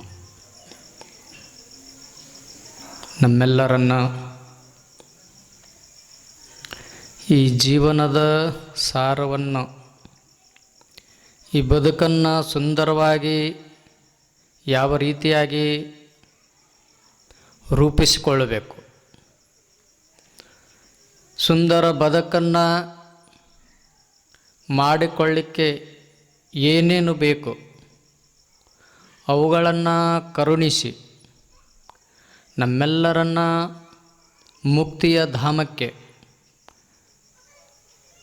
ಒಳ್ಳೆಯ ಮಾರ್ಗವನ್ನು ಹಿಡಿಲಿಕ್ಕೆ ನಮ್ಮೆಲ್ಲರ ದೇವರು, ನಡೆದಾಡುವ ದೇವರು, ಇಡೀ ಜಗತ್ತಿಗೆ ಸಂದೇಶ ಸಾರಿದಂಥ ರಾಷ್ಟ್ರ ಸಂತ ಶ್ರೀ ಸಿದ್ದೇಶ್ವರ ಅಪ್ಪಾಜಿಯವರ ದಿವ್ಯ ಪಾದ ಕಮಲಗಳಿಗೆ ಶರಣಾರ್ಥಿನಿ ಹೇಳ್ತಾ, ನನಗನ್ನಿಸ್ತದ, ನಿಮಗೂ ಅನ್ನಿಸ್ತದ, ನನಗೊಬ್ಬರಿಗೆ ಅಲ್ಲ, ನೀವೆಲ್ಲ ಶಾಂತ ರೀತಿಯಿಂದ ಈ ಗುರುದೇವಾಶ್ರಮದಲ್ಲಿ ಏನು ಕಾರ್ಯಕ್ರಮ ನೋಡಾಕತ್ತೀರಿ ಕಣ್ಣಾರೆ, ಇದು ಯಾರು ಬಂದು ನಡೆಸಾಕತ್ಯಾರಂದ್ರೆ ಸ್ವತಃ ಸಿದ್ದೇಶ್ವರ ಅಪ್ಪಗಳು ನಡೆಸಾಕತ್ಯಾರಂತ ಅನ್ನಿಸ್ತದೆ ನನಗೆ. ಅಂಥ ಅದ್ಭುತ ಶಕ್ತಿಯನ್ನು ನಮಗೆ ಕರುಣಿಸಿ ಹೋದಂಥ ಸಿದ್ದೇಶ್ವರ ಅಪ್ಪುಗಳು. ನೀವೆಲ್ಲರೂ ಓದ್ತೀರಿ ಈಗಿನ ದಿನಮಾನದಲ್ಲಿ. ಯುವ ಸಂತ ಅಂದ್ರೆ ಸ್ವಾಮಿ ವಿವೇಕಾನಂದ ಅಂತ ಹೇಳುತ್ತೇವೆ. ಸ್ವಾಮಿ ವಿವೇಕಾನಂದರು ಯಾರ್ಯಾರು ಅದಾರ ದೊಡ್ಡ ದೊಡ್ಡ ವಿದ್ವಾಂಸರು, ಸಂತರು, ಶರಣರ ಹತ್ರ ಹೋಗ್ತಾರವರು. ಹೋಗಿ ದೇವರು ಯಾರಾದರೂ ನೋಡಿರೇನಂತ ಕೇಳ್ತಾರೆ. ದೇವರನ್ನ ಕಂಡವರನ್ನ ಹೋಗಿ ಕೇಳಬೇಕಂತ ಇಡೀ ನಮ್ಮ ಭಾರತದ ಪರಮ ಭೂಮಿಯಲ್ಲಿ ತಿರುಗಿ ಎಲ್ಲ ಸಂತರನ್ನ, ಮಹಾಂತರನ್ನ, ಸಾಧು ಸಂತರನ್ನ ತಿರುಗಾಡಿ ಕೇಳ್ತಾರ. ಯಾರು ನೋಡಲ್ಲ, ಯಾರು ದೇವರನ್ನ ನೋಡಿಲ್ಲ ಅಂತ ಹೇಳೋರು. ಒಬ್ಬರೇ ಒಬ್ಬ ಸಂತ ಇದ್ದ. ಅದು ಎಲ್ಲಿ? ಬಂಗಾಲದ ಕಲ್ಕತ್ತಾದಲ್ಲಿ ರಾಮಕೃಷ್ಣ ಪರಮಹಂಸರು. ಅವ್ರು ಹೇಳಿದ್ರು, ಹೋಗು ಕಲ್ಕತ್ತಾಕ್ಕ ಒಬ್ಬರು ಸಂತ ಅದಾರ, ಅವ್ರ ಹತ್ರ ಹೋಗು, ದೇವರು ನೋಡ್ಯಾರೋ ಎಲ್ಲೋ ಅವ್ರು ಹೇಳ್ತಾರ ಅಂತ ಹೇಳಿದಾಗ ಕಲ್ಕತ್ತಾಕ್ಕೆ ಹೋಗ್ತಾರೆ. ಯಾರು? ಸ್ವಾಮಿ ವಿವೇಕಾನಂದರು. ಕಲ್ಕತ್ತಾಕ್ಕೆ ಹೋಗುವಂಥ ಯುವಶಕ್ತಿ, ಯುವ ಸಂತ ಸ್ವಾಮಿ ವಿವೇಕಾನಂದರಲ್ಲಿ ಏನಿತ್ತು ಅಂದ್ರೆ, ದೇವರು ಯಾವ ರೀತಿ ಅದಾರ, ದೇವರನ್ನು ನಾನು ಕಾಣಬೇಕು, ಯಾರು ದೇವರನ್ನು ನೋಡ್ಯಾರ ಅವರನ್ನು ನಾನು ನೋಡಿಕೊಂಡು ನಾನು ದೇವರನ್ನು ನೋಡಬೇಕೆಂಬ ಅವರ ಛಲ ಇತ್ತು. ಕಲ್ಕತ್ತಾಕ್ಕೆ ಹೋಗ್ತಾರೆ, ದಕ್ಷಿಣೇಶ್ವರಿ ಅಂತ. ಅಲ್ಲಿ ಮಾತೆಯ ಪೂಜೆಯನ್ನು ಮಾಡುವಂಥ ರಾಮಕೃಷ್ಣ ಪರಮಹಂಸರು. ಅಲ್ಲಿ ಹೋಗಿ ನಮಸ್ಕಾರವನ್ನು ಮಾಡಿ ಹೇಳ್ತಾರೆ ಗುರುಗಳಿಗೆ, ಅಪ್ಪ ನಾ ಬಂದಿದ್ದು ಯಾವುದೇ ವಿದ್ಯೆಕ್ಕಲ್ಲ, ಯಾವುದೇ ನನ್ನ ವಿಚಾರಕ್ಕಲ್ಲ, ಯಾವುದೇ ಜ್ಞಾನಕ್ಕಲ್ಲ, ನನಗೆ ಬೇಕಾಗಿದ್ದು ದೇವರ ಇದಾನೋ ಇಲ್ಲೋ, ನೀವು ನೋಡಿರೋ ಇಲ್ಲೋ ಅಂತ ಬಂದಿದ್ದೀನಿ ಅಂತ. ಅದಕ್ಕೆ ರಾಮಕೃಷ್ಣ ಪರಮಹಂಸರು ಹೇಳ್ತಾರ, ಕೂಡಂತ ಯುವಕ ಯಾರು?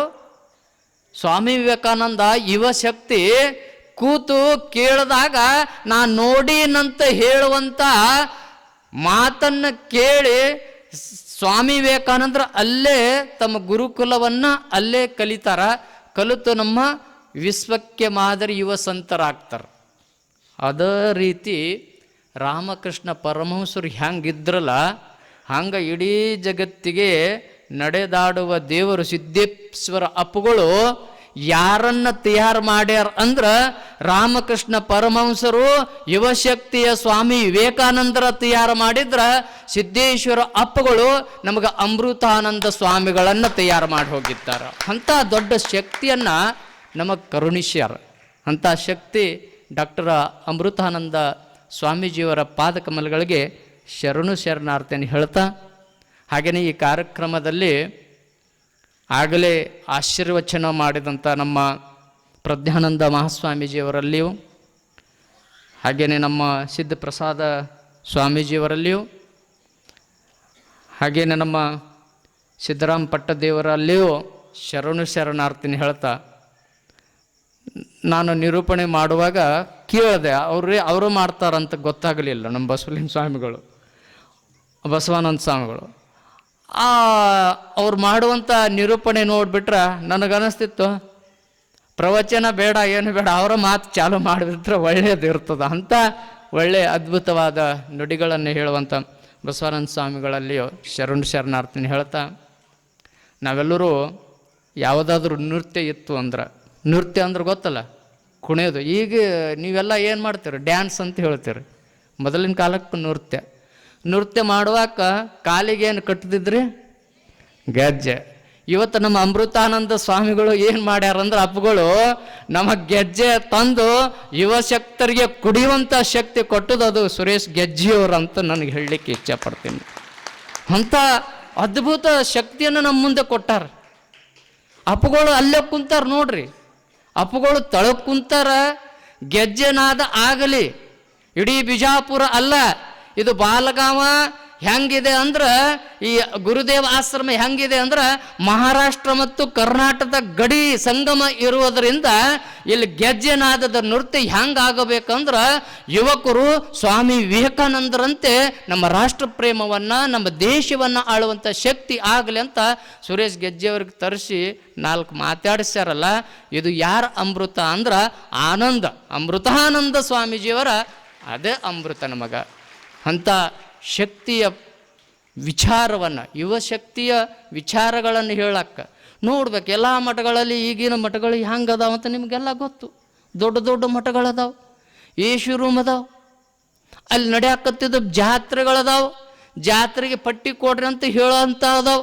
ಆದ್ರೆ ನಮಗಿಲ್ಲಿ ಜಾತ್ರೆ ಬೇಡ, ಪಟ್ಟಿ ಬೇಡ, ನೀವು ಬಂದು ಕುಂತ್ರ ನಿಮಗೆ ಹೊಟ್ಟೆಗೆ ಬೇಡ, ನೆತ್ತಿಗೆ ಜ್ಞಾನವನ್ನು ಕೊಡುವಂಥ ಗುರುದೇವ ಆಶ್ರಮವನ್ನು ತಯಾರು ಮಾಡ್ಯಾರಲ್ಲ, ಇದು ಭಾಳ ದೊಡ್ಡದು. ಅಂಥ ಶಕ್ತಿ ಯುವಕರಲ್ಲಿ ಬರಬೇಕು. ಏನು ಗೆಜ್ಜೆಯವರು ಏನು ಮಾತನಾಡಿದರು, ಆ ಮಾತುಗಳನ್ನು ಕೇಳಿಬಿಟ್ರೆ ಯುವಶಕ್ತಿ ಸುಧಾರಣೆ ಆಗಬೇಕು. ಯುವಶಕ್ತಿ ದೇಶಕ್ಕಾಗಿ ಹೋರಾಟವನ್ನು ಮಾಡಬೇಕು, ರಾಷ್ಟ್ರವನ್ನು ಸಂರಕ್ಷಣೆ ಮಾಡುವಂಥ ಕೆಲಸ ಆಗಬೇಕು. ನೋಡ್ರಿ, ಅಮೃತಾನಂದ ಅಪ್ಪುಗಳು ಪರಿಸರ ರಕ್ಷಣೆ, ಗೋರಕ್ಷಣೆ, ಏನು ಜ್ಞಾನವನ್ನು ಎಲ್ಲರಲ್ಲಿಯೂ ತುಂಬುವಂಥ ಶಕ್ತಿಯನ್ನು ಪ್ರವಚನದ ಮೂಲಕ ತುಂಬುತ್ತಾ ಇದ್ದಾರೆ. ಅದು ಬರೀ ಜ್ಞಾನ ಅಲ್ಲ, ಯೋಗ ಅಭ್ಯಾಸದ ಜೊತೆ ಈ ದೇಹವನ್ನು ಸದೃಢ ಮಾಡುವಂಥ ಶಕ್ತಿ ನಮಗೆ ನೀಡುವಂಥ ಎಂಥ ಮಹಾತ್ಮರು ನಮ್ಮ ಕರುಣಶಾರ. ನಾವು ಎಲ್ಲರೂ ಯಾವ ರೂಪ ನೋಡ್ಬೇಕಂದ್ರೆ ಸಿದ್ದೇಶ್ವರ ಅಪ್ಪುಗಳು ಇಲ್ಲ ಅಂತ ಹೇಳ್ತೀವಲ್ಲ, ಅದು ಅಲ್ಲ, ಅಮೃತಾನಂದರ ಅಪ್ಪುಗಳ ವಿಚಾರವೇ ನಮ್ಮ ಸಿದ್ದೇಶ್ವರ ಅಪ್ಪುಗಳ ವಿಚಾರ ಅಂತ ನಾವು ತಿಳ್ಕೋಬೇಕಾಗ್ತದೆ. ಅಂಥ ಯುವಕರು ನಾವು ತಯಾರು ಆಗಬೇಕು. ಯುವಕರಂದ್ರೆ ಈಗಿನ ಯುವಕರ ಬಗ್ಗೆ ಭಾಳ ಚೆನ್ನಾಗಿ ಹೇಳಿದರು. ಯುವಕರಂದ್ರೆ ಏನಾಗ್ಬಿಟ್ಟಾರಂದ್ರೆ ಕುಡುಕರಾಗ್ಬಿಟ್ಟಾರ. ಅಪ್ಪುಗಳು ಹೇಳ್ತಿದ್ರು, ಯಾವತ್ತು 31 ಆಗಸ್ಟ್ ಬಂದಾಗ ನಾವು ಕೂತಿರ್ತಿದ್ವಿ, ಹೇಳ್ತಿದ್ರು ಅಪ್ಪುಗಳ ನಾಳೆಗೆ ಹೊಸ ವರ್ಷ ರೀ ಅಂತ ನಾವು ಹೇಳ್ತಿದ್ವಿ. ನೀವು ಹೇಳ್ತಿರಲ್ಲ ಹೊಸ ವರ್ಷ.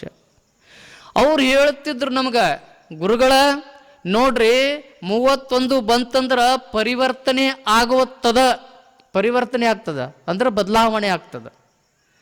ಅವ್ರು 2 ಮಾತು ಹೇಳಿದರು. ಏನಂದ್ರೆ ಪರಿವರ್ತನೆ ಆಗೋದು, ಬದಲಾವಣೆ ಆಗೋದು. ಯುಗಾದಿ ಚೈತ್ರ ಮಾಸ ಬದಲಾವಣೆ ಆಗ್ತದ. ಅಲ್ಲಿ ಹಕ್ಕಿಗಳು, ಪ್ರಾಣಿಗಳು, ಪರಿಸರ, ನಿಸರ್ಗ ಇದು ಎಲ್ಲವೂ ಬದಲಾವಣೆ ಆಗ್ತದದು ಚೈತ್ರ ಮಾಸದ ಯುಗಾದಿಯ ಹೊಸ ವರ್ಷ. ಅದು ಭಾರತದ ಸಂಸ್ಕೃತಿ. ಇನ್ನೂ ಒಂದು ಬದಲಾವಣೆ ಆಗ್ತದ. ಏನತ್ತ, ನಿಮ್ಮ ಮಕ್ಕಳದಾರಲ್ಲ, ನಿಮ್ಮ ಮಕ್ಕಳು ನ್ಯೂ ಇಯರ್ ಪಾರ್ಟಿ ಅಂತ ಮಾಡ್ತಾರೆ. ಅವ್ರ ಬದಲಾವಣೆ ಏನಾಗ್ತಾರಂದ್ರೆ, ಕುಡುಕರು ಇರಲಿಲ್ಲ ಅಂದರೂ ಕುಡುಕರು ತಯಾರು ಮಾಡುವಂಥ ನ್ಯೂ ಇಯರ್ ಯಾವುದು ಅಂದ್ರೆ ಅದು ಹೊಸ ವರ್ಷ ಜನವರಿ ಕ್ಯಾಲೆಂಡರ್ ತಿಂಗಳು ಅಂತ ಗುರುಗಳು ಹೇಳ್ತಿದ್ರು ನಮ್ಗೆ.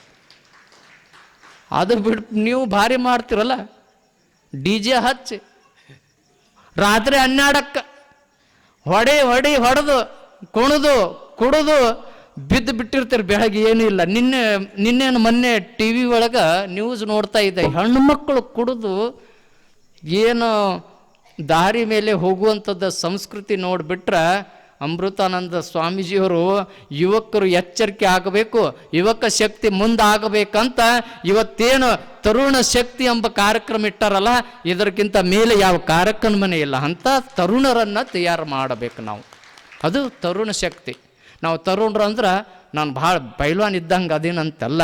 ತರುಣರು ಯಾವ ರೀತಿ ಇರಬೇಕಂದ್ರೆ ನಮ್ಮ ಸಮಾಜವನ್ನು, ನಮ್ಮ ಧರ್ಮವನ್ನು, ನಮ್ಮ ಸಂಸ್ಕೃತಿಯನ್ನು, ನಾವು ಸಂಸ್ಕಾರಗಳನ್ನು ತಗೊಂಡು ಹೋಗುವಂಥ ಯುವಕರು ಇರಬೇಕು. ಬರೀ ಯುವಕರಂದ್ರೆ ಕಲಿಯಾಕತ್ತಾನಂತ ಅಮೇರಿಕಾ ಕಳಿಸಿದ್ರೆ ಯುವಕ ಅಲ್ಲ. ಅಮೇರಿಕಾದಾಗ IAS ಆಫೀಸರ್ ಹೋಗ್ಯಾನಂದ್ರೆ ಇಂಜಿನಿಯರ್ ಸಾಫ್ಟ್ವೇರ್ ಆಗ್ಯಾನಂದ್ರೆ ಯುವಕ ಅಲ್ಲ. ಯುವಕ ಯಾವಾಗ ಸಮಾಜಮುಖಿ ಕೆಲಸ ಮಾಡ್ತಾನ, ಧಾರ್ಮಿಕ ಕೆಲಸವನ್ನು ಮಾಡ್ತಾನ, ಸ್ವಾಮೀಜಿಯವರ ಹತ್ರ ಹೋಗಿ ಸತ್ಸಂಗದಲ್ಲಿ ಕೂಳ್ತಾರಲ್ಲ, ಅದರಕ್ಕಿಂತ ಯುವ ತರುಣ ಶಕ್ತಿ ಯಾವುದೇ ಇಲ್ಲ. ನಾವು ಮಕ್ಕಳಿಗೆ ಕರ್ಕೊಂಡು ಬರಂಗಿಲ್ಲ ರೀ.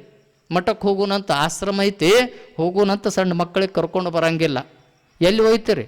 ಜಾತ್ರೆ ಐತಿ ನಡ್ರಿ ಅಂತ ಕರ್ಕೊಂಡು ಹೋಗ್ತೀರಿ.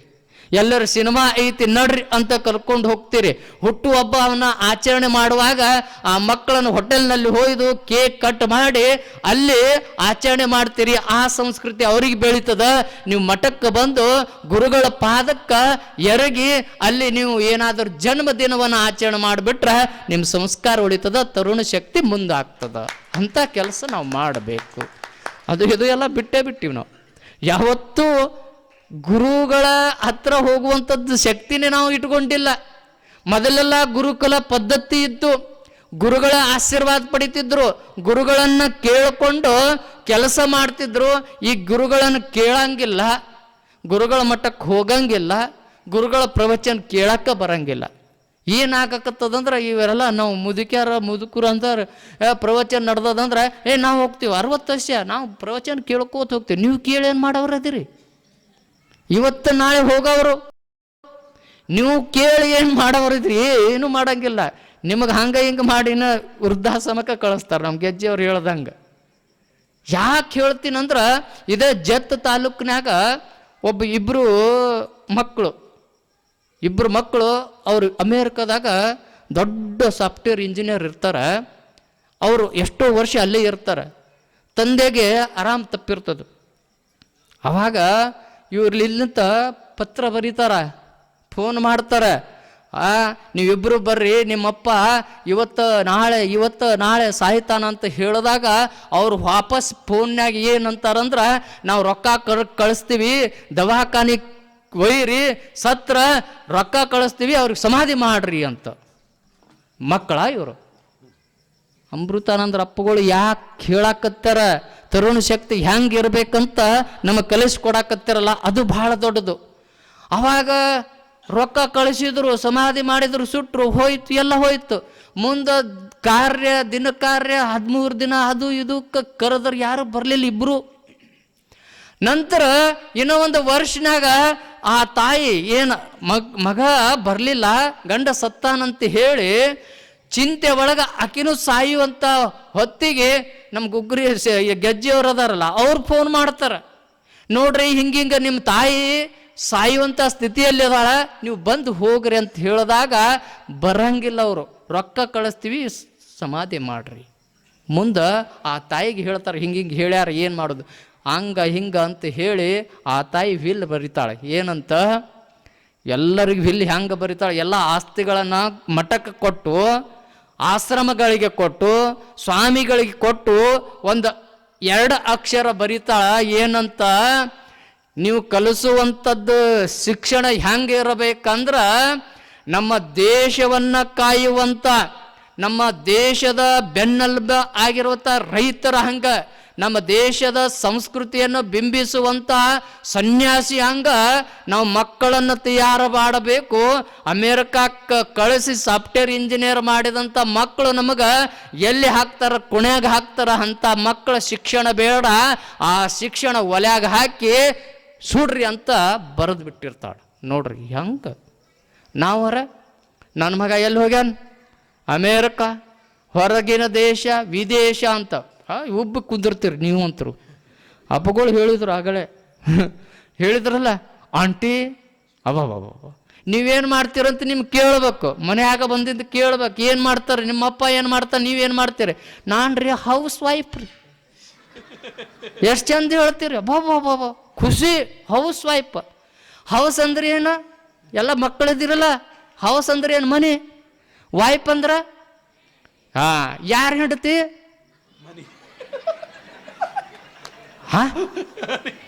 ಅಲ್ಲ ನೀವೇ ಹೇಳ್ತೀರಿ. ಮತ್ತೆ ನಿಮ್ಮ ಹೆಂಡತಿಯವ್ರ ಹೌಸ್ ವೈಫ್ ಅಂದ್ರೆ ನಿಮ್ಗೆ ಖುಷಿ ಪಡ್ತದಲ್ಲ, ಯಾಕೆ ತಲೆ ಅಡುಗೆ ಆಡಿಸ್ತೀರಿ.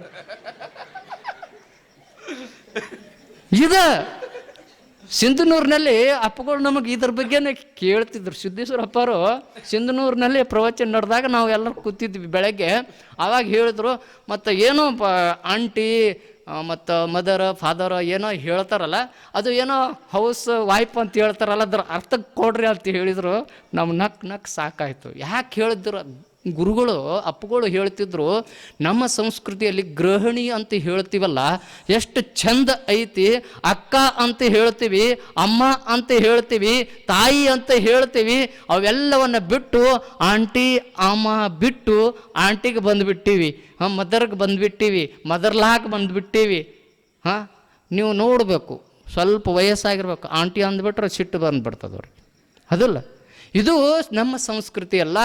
ನಮ್ಮ ಸಂಸ್ಕೃತಿಯನ್ನು ಹಾಳು ಮಾಡೋಕ್ಕೆ ವಿದೇಶ ಸಂಸ್ಕೃತಿಗಳು ಬಂದಿದ್ದಾವೆ. ಅದಕ್ಕೆ ನಾವು ವಿದೇಶ ಸಂಸ್ಕೃತಿಯನ್ನು ಬಿಟ್ಟು ನಮ್ಮ ಸಂಸ್ಕೃತಿ ಎಂಥದ್ದು ಎಂಬ ವಿಚಾರವನ್ನು ಅಮೃತಾನಂದ ಸ್ವಾಮೀಜಿಯವರು ಇಲ್ಲಿ ಇಡಾಕತ್ತಾರಲ್ಲ, ನೋಡು ಇನ್ನೂ 10 ತಾರೀಕು ತನ ನಿಮಗೆ ಏನೇನು ಕೊಡ್ತಾರೆ ಗೊತ್ತಿಲ್ಲ. ಇವತ್ತು ಯುವಕರ ತರುಣರ ಶಕ್ತಿ ಹ್ಯಾಂಗಿರಬೇಕು, ಈ ತರುಣ ಶಕ್ತಿಯಿಂದ ನಮ್ಮ ಮನೆತನ, ನಮ್ಮ ಊರ, ನಮ್ಮ ಗ್ರಾಮ, ನಮ್ಮ ದೇಶ ಹ್ಯಾಂಗ ಮುಂದೆ ರಾರಾಜಿಸುತ್ತದೆ ಎಂಬುದು ಅವರಿಗೆ ಮನವರಿಕೆ ಆಗಿ ಇವತ್ತು ತರುಣರಿಗೆ ಹೆಟ್ಟಾರ. ಫಸ್ಟಿಗೆ ಚಾಲುನ ತರುಣಿಗೆ ಇಟ್ಟರು ಸುಮ್ಮಲ್ಲ.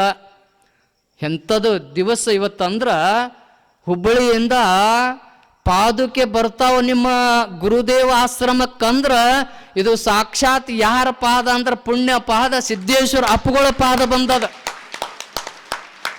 ಅದು ಯಾರಿಂದ? ಹೆಸರ ಸಂಗಮೇಶ. ಎಷ್ಟು ಚಂದ ಐತಿ ನೋಡ್ರಿ ಅವನ ಹೆಸರು ಸಂಗಮೇಶ. ಪಾದಕ ಬಂದಿದ್ದು ಅಷ್ಟು ದೂರ್ಲಿಂತ. ನಾವು ಯಾಕೆ ಇಚ್ಛೆ ಆಗಬಾರ್ದು? ನಾವು ಭಕ್ತಿ ಶ್ರದ್ಧೆ ಇವು ಯಾಕೆ ಇಡಬಾರ್ದು? ಅವ್ರು ಅಲ್ಲಿಂದ ಬರಗಾಲೇ ನಡ್ಕೋತ ಪಾದಕ್ಕೆ ತಂದಾರ ಅಂದ್ರೆ ಅವರಲ್ಲಿ ಎಂಥ ಶಕ್ತಿ ಇರಬೇಕು, ಅಂಥ ತರುಣರಲ್ಲಿ ಬರಬೇಕು. ನಾವು ಯಾಕೆ ಮಾಡಬಾರ್ದು? ನಾವು ಹೇಳ್ತೀವಿ ಗುರುಗಳು ಇಲ್ಲಿಂತ 10 ಕಿಲೋಮೀಟ್ರ್ ಓಡಿ ಹೋಗಿ ಯೋಗಾಸನ ಮಾಡಿಸಿ ಬರ್ತಾರ ಅಮೃತಾನಂದ ಅಪ್ಪುಗಳು ಅಂತ. ನಾವು ಯಾಕೆ ಒಂದು 5 ಕಿಲೋಮೀಟ್ರ್ ನಡಿಬಾರ್ದು? ನಡಿಬೇಕು. ನಾವು ಬದಾಮಿಯಲ್ಲಿ ಅಪ್ಪುಗಳ ಪ್ರವಚನ ಇತ್ತು. ಆವಾಗ ಅಲ್ಲಿಂದ ಒಂದು ಬನಶಂಕರಿ ಹತ್ರ ಶಿವಗ ಮಂದಿರ ದಾಟಿ ಒಂದು ಆಶ್ರಮ, ಅಲ್ಲಿ ಇದ್ದಾಗ ನಾವು ಕಾರ್ನಲ್ಲಿ ಹತ್ತಿದ್ವಿ. ಅಜ್ಜವ್ರ ಮುಂದೆ ಕಾರ್ ಇತ್ತು, ತರ್ಬಿಸಿ ನಾವು 4-5 ಜನ ಇಳಿರಂದ್ರು. ಬೆಳಗ್ಗೆ 4:45 ಇಳಿರಂದ್ರು. ನಾವೊಂದು ಯಾಕಂತ ದಡ ಇಳಿದ್ವಿ. ಹೋಗಿ ನಮಸ್ಕಾರ ಮಾಡಿ ನಿಂತ್ವಿ. ಅಲ್ಲ ಇಲ್ಲಿಂದ ನಡ್ಕೋತ ಬರಬೇಕಂದ್ರು. ನಾ ಹೋಗಿ ಮುಟ್ಟುಟ್ಲೇನೆ ಬರಬೇಕಂದ್ರು 7-8 ಕಿಲೋಮೀಟ್ರ. ನಮ್ಮ ಹಂಸನರ ಸ್ವಾಮಿಗಳು, ನಾವು ಮತ್ತು ಮುಪ್ಪಿನ ಅಜ್ಜವರು ಎಲ್ಲರೂ ಇದ್ವಿ. ಯಪ್ಪ ಗಾಡಿ ನಿಂದಿರಿಸಿ ಓಡಾಕ ಶುರು ಮಾಡಿದೆವು. ಅಪ್ಪುಗಳ ಕಾರ್ ಹಿಂಗೆ ಬಂದು ಏನು ಒಳಗೆ ಬರುವಟ್ಲೇನೆ ಹೋಗಿ ಕುರ್ಚಿ ಮ್ಯಾಗ ಕುಂತಿದ್ವಿ. ಅವಾಗ ಶಾಂತ ಆಯಿತು. ಹಂಗೆ ಯುವಕರು ಹೆಂಗಂದ್ರೆ ಅಪ್ಪುಗಳು ಹಿಂಗೆ ಬರಾಕತ್ತಾರಂದ್ರೆ ಅಪ್ಪುಗಳಕ್ಕಿಂತ ಮುಂದೆ ಹೋಗಿ ನಾವು ನಿಂತ್ರ ಯುವಕರಿಗೆ ಶಕ್ತಿ ತುಂಬುದು ಹಂಗೆ ಆಗ್ತದೆ. ಅಂಥ ಶಕ್ತಿ ಆಗಬೇಕು ನಂಬಲ್ಲಿ. ಅದು ಸಂಸ್ಕಾರ ಅಂತ. ಇದೆಲ್ಲ ಮಾಡಾಕತ್ತಿದ್ದು ಎದಕ್ಕೆ? ಅವ್ರಿಗೆ ಇರಾಕ ಒಂದು ರೂಮ್ ಇದ್ರೆ ಸಾಕು ಅಪ್ಪುಗಳಿಗೆ. ತಿನ್ನಾಕ ಒಂದು 2 ರೊಟ್ಟಿ ಇದ್ರೆ ಸಾಕು. ಯಾಕೆ ಇಷ್ಟು ರೂಮ್ ಮಾಡಬೇಕು? ಇಷ್ಟೆಲ್ಲ ಕೆಲಸ ಯಾಕೆ ಮಾಡಬೇಕು? ನಿಮಗೆ ನೀವು ಬಂದು ಕುಂದ್ರಿ, ನೀವೆಲ್ಲ ಜ್ಞಾನ ಪಡೀರಿ, ಸಂಸ್ಕೃತಿಯನ್ನು ಸಂಸ್ಕಾರಗಳನ್ನು ನಡೆಸ್ಕೊಂಡು ಹೋಗ್ರಿ. ನೀವಲ್ಲ ನಿಮ್ಮ ಮಕ್ಕಳಿಗೆ ಮಾಡಿಸಿದ್ರೆ ಮುಂದೆ ನಮ್ಮ ದೇಶಕ್ಕೆ ಒಳ್ಳೆಯದಾಗ್ತದಂತ ಅಮೃತಾನಂದರು ಅಮೃತವನ್ನು ನಮಗೆ ಹಾಕಾಕತ್ತಿರಲ್ಲ. ಅಂಥದ್ದು ಎಲ್ಲೇ ಶಕ್ತಿ ಇಲ್ಲ. ಯುವ ಶಕ್ತಿ ಯಾವುದಂದ್ರೆ ಅದು ಇಲ್ಲಿ ಕುಂತದ ನಮ್ಮಲ್ಲಿ. ಎಷ್ಟು ಚಂದ ಕುಂತದ ನೋಡ್ರಿ. ಆಕಳ ಕೆಚ್ಚಲ್ಕ ಕೈ ಹಾಕಿದ್ರೆ ಹೆಂಗೆ ಕ್ಷೀರವನ್ನು ಕೊಡ್ತದೆ. ಕ್ಷೀರ ಅಂದ್ರೆ ಹಾಲನ್ನು ಕೊಡ್ತದ. ಹಂಗೆ ಗುರುಗಳು ಎಲ್ಲೇ ಕುಂತು ಅವ್ರ ಮುಗಳನಗೆ ಆಗಿಬಿಟ್ರೆ ಅಮೃತ ಆಗ್ತದ. ಅಂತ ಅಮೃತದ ಗುರುದೇವಾಶ್ರಮ ನಮ್ಮ ಕರುಣಿಸಿ ಹೋಗ್ಯಾರ ವೇದಾಂತ ಶ್ರೀಗಳು. ವೇದಾಂತ ಮಲ್ಲಿಕಾರ್ಜುನ ಅಪ್ಪುಗಳು ನಮ್ಮ ಕರುಣಿಸಿ ಹೋಗ್ಯಾರ. ಇಂಥ ಪುಣ್ಯ ನೆಲ ಅಲ್ಲಿ ಸಿದ್ದೇಶ್ವರ ಅಪ್ಪುಗಳು ತಿರುಗಾಡಿರುವಂಥದ್ದು. ಅಮೃತಾನಂದ ಅಪ್ಪುಗಳು ಅದನ್ನು ನಡೆಸಿಕೊಂಡು ಹೋಗ್ತದ. ಅಂಥರಲ್ಲಿ ಎಲ್ಲ ಭಕ್ತರು ತಾವು ಅದಿರಲ್ಲ, ಅವರಿಗೆ ಸಾಥ್ ಕೊಟ್ಟು ನಮ್ಮ ಸಂಸ್ಕೃತಿ ನಮ್ಮ ಸಂಸ್ಕಾರ ಈ ತರುಣ ಶಕ್ತಿ ಮುಂದೆ ಕಾಗಲಿ ಅಂತ ನೀವೇನು ಮಾಡ್ತಾ ಇದ್ದೀರಲ್ಲ, ಇದಕ್ಕಿಂತ ಮೇಲೆ ಯಾವ ತರುಣ ಶಕ್ತಿ ಇಲ್ಲ. ಅಂಥದ್ದನ್ನು ನಾವು ಎಲ್ಲರೂ ಮಾಡಬೇಕಾಗ್ತದೆ. ಅಷ್ಟು ಕೆಲಸ ಮಾಡಬೇಕು. ಅವ್ರು ನೋಡಬೇಕು ಪರಿಸರ, ಅವ್ರ ಪರಿಶ್ರಮ ಎಷ್ಟು. ಗೋಗಳನ್ನು ಸಾಕಣೆ ಮಾಡೋದು. ನಮ್ಮ ಮನೆ ಮುಂದೆ 2 ಆಕಳಿದ್ರೆ ಹೆಂಡಿ ತೆಗಿಯಕ್ಕೆ ಯಾರೂ ಇರಂಗಿಲ್ಲ. ಆದರೂ ಇವೆಲ್ಲವನ್ನು ಮಾಡಿಕೊಂಡು ಯಾರ ಸಲುವಾಗಿ ಮಾಡ್ತಾ ಇದ್ದಾರಂದ್ರೆ ನಮ್ಮ ದೇಶ ನಮ್ಮ ಸಂಸ್ಕೃತಿ ನಮ್ಮ ಸಂಸ್ಕಾರ ಉಳಿಬೇಕು, ನಮ್ಮ ಯುವಕ ಶಕ್ತಿಯ ಜೊತೆ ನಮ್ಮ ಸಾಮಾಜಿಕ ಸಾಮರಸ್ಯ ಆಗಬೇಕಂತ ವಿಚಾರವನ್ನು ಹೇಳ್ತಾ ಇದ್ದಾರೆ. ಅಂಥ ಪೂಜ್ಯರಿಗೆ ಕೋಟಿ ಕೋಟಿ ಪ್ರಣಾಮವನ್ನು ಮಾಡಿದರೂ ಸಾಲದು. ಅಂಥ ಪೂಜ್ಯರು ನನಗೆ ಭಾಳ ಖುಷಿ ಅನ್ನಿಸ್ತದೆ. ಅಪ್ಪುಗಳಿದ್ದಾಗ ನನಗೆ ಖುಷಿ ಅನ್ನಿಸ್ತಿತ್ತು, ಅದಕ್ಕಿಂತ 2 ಪಟ್ಟು ಖುಷಿ ಆಗ್ತದೆ. ಯಾಕಂದ್ರೆ ಮಗ ತಂದೆ ಸತ್ರ ಮಗ ನಡೆಸ್ಕೊಂಡು ಹೋಗ್ತಾನಂತ ನಾವು ಹೇಳ್ತಿರ್ತೀವಿ, ಆದರೆ ನಡೆಸ್ಕೊಂಡು ಹೋಗಂಗಿಲ್ಲ. ಇದು ಸಾಮಾಜಿಕ ಜೀವನ. ಆದ್ರೆ ಧಾರ್ಮಿಕದ ಜೀವನದಲ್ಲಿ ಒಬ್ಬ ಸನ್ಯಾಸಿ ಎಷ್ಟು ಕಷ್ಟಪಡ್ತಾನೆ ಯಾರಿಗೆ ಗೊತ್ತಿಲ್ಲ. ನೀವು ಹೇಳ್ತೀರಿ ಏನು ಮಠ ಭಾಳ ಚಂದ ಚಂದ ಅಂತ ಹೇಳ್ತೀರಿ, ಕಳಸಿ ಹೊತ್ಕೊಂಡು ಬಂದ್ರಿ. ಅದರ ಕುಂಭ ಹಾಕ್ಕೊಂಡು ಬಂದ್ರೆ ಏನು ಚಂದ, ಏನು ಮೆರವಣಿಗೆಯ, ಹಾಂ ಏನು ವೈಭವ. ಆ ಪಾದುಕೆ ಬರುವುದು ನೋಡಿದಾಗ ನನಗನ್ನಿಸ್ತಿತ್ತು, ಸಿದ್ದೇಶ್ವರಪ್ಪರು ಪ್ರವಚನಕ್ಕೆ ಬರುವಾಗ ಹಂಗೆ ನಡ್ಕೋತ ಬರ್ತಿದ್ರಲ್ಲ, ಆ ಪಾದವನ್ನು ಇಡ್ತಿದ್ರಲ್ಲ, ಹಂಗೆ ನನಗೆ ಕಾಣಿಸ್ತಾ ಇತ್ತು. ನನಗೆ ಭಾಳ ಆನಂದ ಆಗ್ತಾ ಇತ್ತು. ಇದು ನಮ್ಮ ಗುರುದೇವ ಆಶ್ರಮದಲ್ಲಿ ಇವತ್ತು ಪಾದುಕೆ ಬಂದಿದ್ದು ಭಾಳ ದೊಡ್ಡ ಪುಣ್ಯ.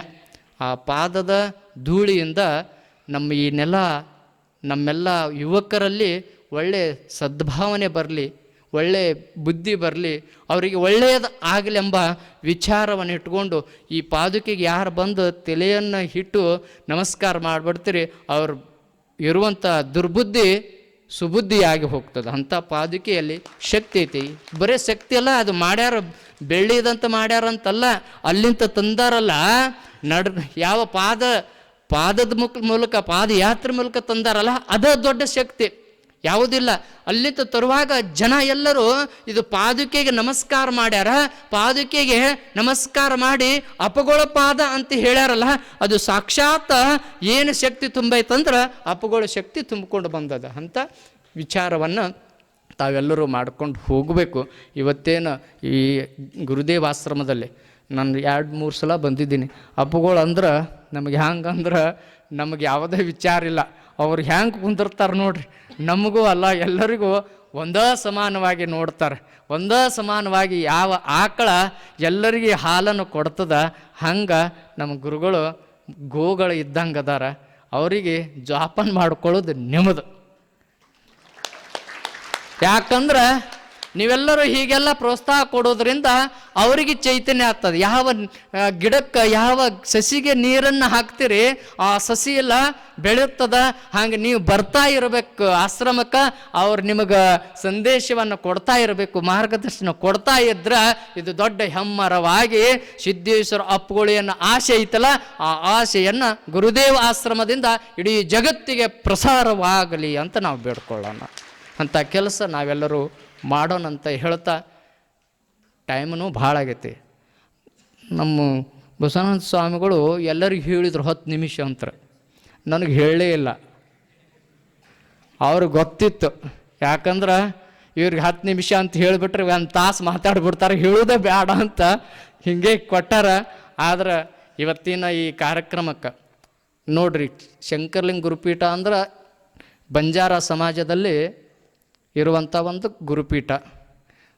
ಅಂಥವ್ರನ್ನ ಎಲ್ಲಿ ಕೆಸರಟ್ಟಿ, ತಾಳಿಕೋಟೆ ಹತ್ತಿರ ಕೆಸರಟ್ಟಿ, ಸುಮಾರು ಇಲ್ಲಿಂದ 150 ಕಿಲೋಮೀಟ್ರ್, ಅಲ್ಲಿಂದ ಕರೆಸಿ ಗುರುಗಳು ನೋಡ್ರಿ, ಎಲ್ಲಿಂದ ಕರೆಸಿ ನಿಮಗೆ ಒಳ್ಳೆಯ ಆಶೀರ್ವಚನ ಸಂದೇಶಗಳನ್ನು ನೀಡುವಂಥ ಶಕ್ತಿ ಐತಲ್ಲ. ಇದು ಹೆಂಗೆ ಐತಂದ್ರೆ ಈ ಲೈಟ್ ಕಾಣಕತ್ತೇವಲ್ರಿ, ಲೈಟ್ ಇದ್ದಂಗೆ. ನೀವು ಬಟನ್ ಹೊಡೆದ್ರಿ ಬೆಳಕಾಗ್ತದೆ, ನೀವು ಬಟನ್ ಹೊಡ್ಲಿಲಾರ್ದ ಇದ್ರಿ ಕತ್ತಲಾಗ್ತದೆ. ಹೆಂಗೆ ಮತ್ತು ನಮ್ಮ ಇವರು ಹೇಳಿದರು, ಪದ್ಮಂದರು ಏನಂತ, ಕುಡಿದ್ರಿ. ಅಪ್ಪಗಳು ಈ ಗೆಜ್ಜೆಯವರು ಹೇಳಿದರು, ದುಶ್ಚಟದಿಂದ ದೂರ ಇರಬೇಕು. ದುಶ್ಚಟ ಅಂದ್ರೆ ಏನು ರೀ ಹೇಳ್ರಿ? ಕುಡಿಯೋದ, ತಿನ್ನೋದ? ಅದಕ್ಕಿಂತ ದೊಡ್ಡ ದುಶ್ಚಟ ಐತಿ. ನಿಮ್ಮ ತಂದೆ ತಾಯಿಗೆ ನೀವು ನಮಸ್ಕಾರ ಮಾಡಾರ್ದೆ ಇರೋದು ದೊಡ್ಡ ಚಟ, ಅದನ್ನು ದುಶ್ಚಟ ಅದು. ನಿಮ್ಮ ತಂದೆ ತಾಯಿಯರನ್ನು ಗೌರವ ಮಾಡೋದು, ತಂದೆ ತಾಯಿಯರನ್ನು ನಾವು ಗೌರವಿಸಿ ಅವರಿಗೆ ಪೂಜ್ಯ ಸ್ಥಾನದಲ್ಲಿ ಇಟ್ಕೊಂಡು ಹೋದ್ರೆ ಅದು ನಮಗೆ ತರುಣ ಶಕ್ತಿಗೆ ಒಳ್ಳೆಯ ಶಕ್ತಿ ನೀಡ್ಲಿಕ್ಕೆ ಒಳ್ಳೆಯದು ಆಗ್ತದೆ. ಅಂಥ ಕೆಲಸ ನಾವೆಲ್ಲರೂ ಮಾಡೋಣಂತ ಹೇಳ್ತಾ, ಇವತ್ತು ನಾವೆಲ್ಲರೂ ಹೆಂಗಿರಬೇಕು, ಅಪ್ಪುಗಳು ಹಾಕಿ ಕೊಟ್ಟಾರ ಏನು, ನಮ್ಮ ಜೀವನ ಸುಂದರವಾಗಿರ್ಬೇಕಾದ್ರೆ ನಾವು ಯಾವ್ಯಾವ ರೀತಿಯಿಂದ, ನೀವು ಯಾವುದೇ ರೀತಿ ಇರ್ರಿ, ಏನೇ ಇರ್ರಿ, ನೀವು ಬದುಕನ್ನು ಸುಂದರವಾಗಿ ಮಾಡ್ಕೊಂಡು ಹೋಗ್ರಿ ಅಂತ ಹೇಳಿದ್ದಾರೆ.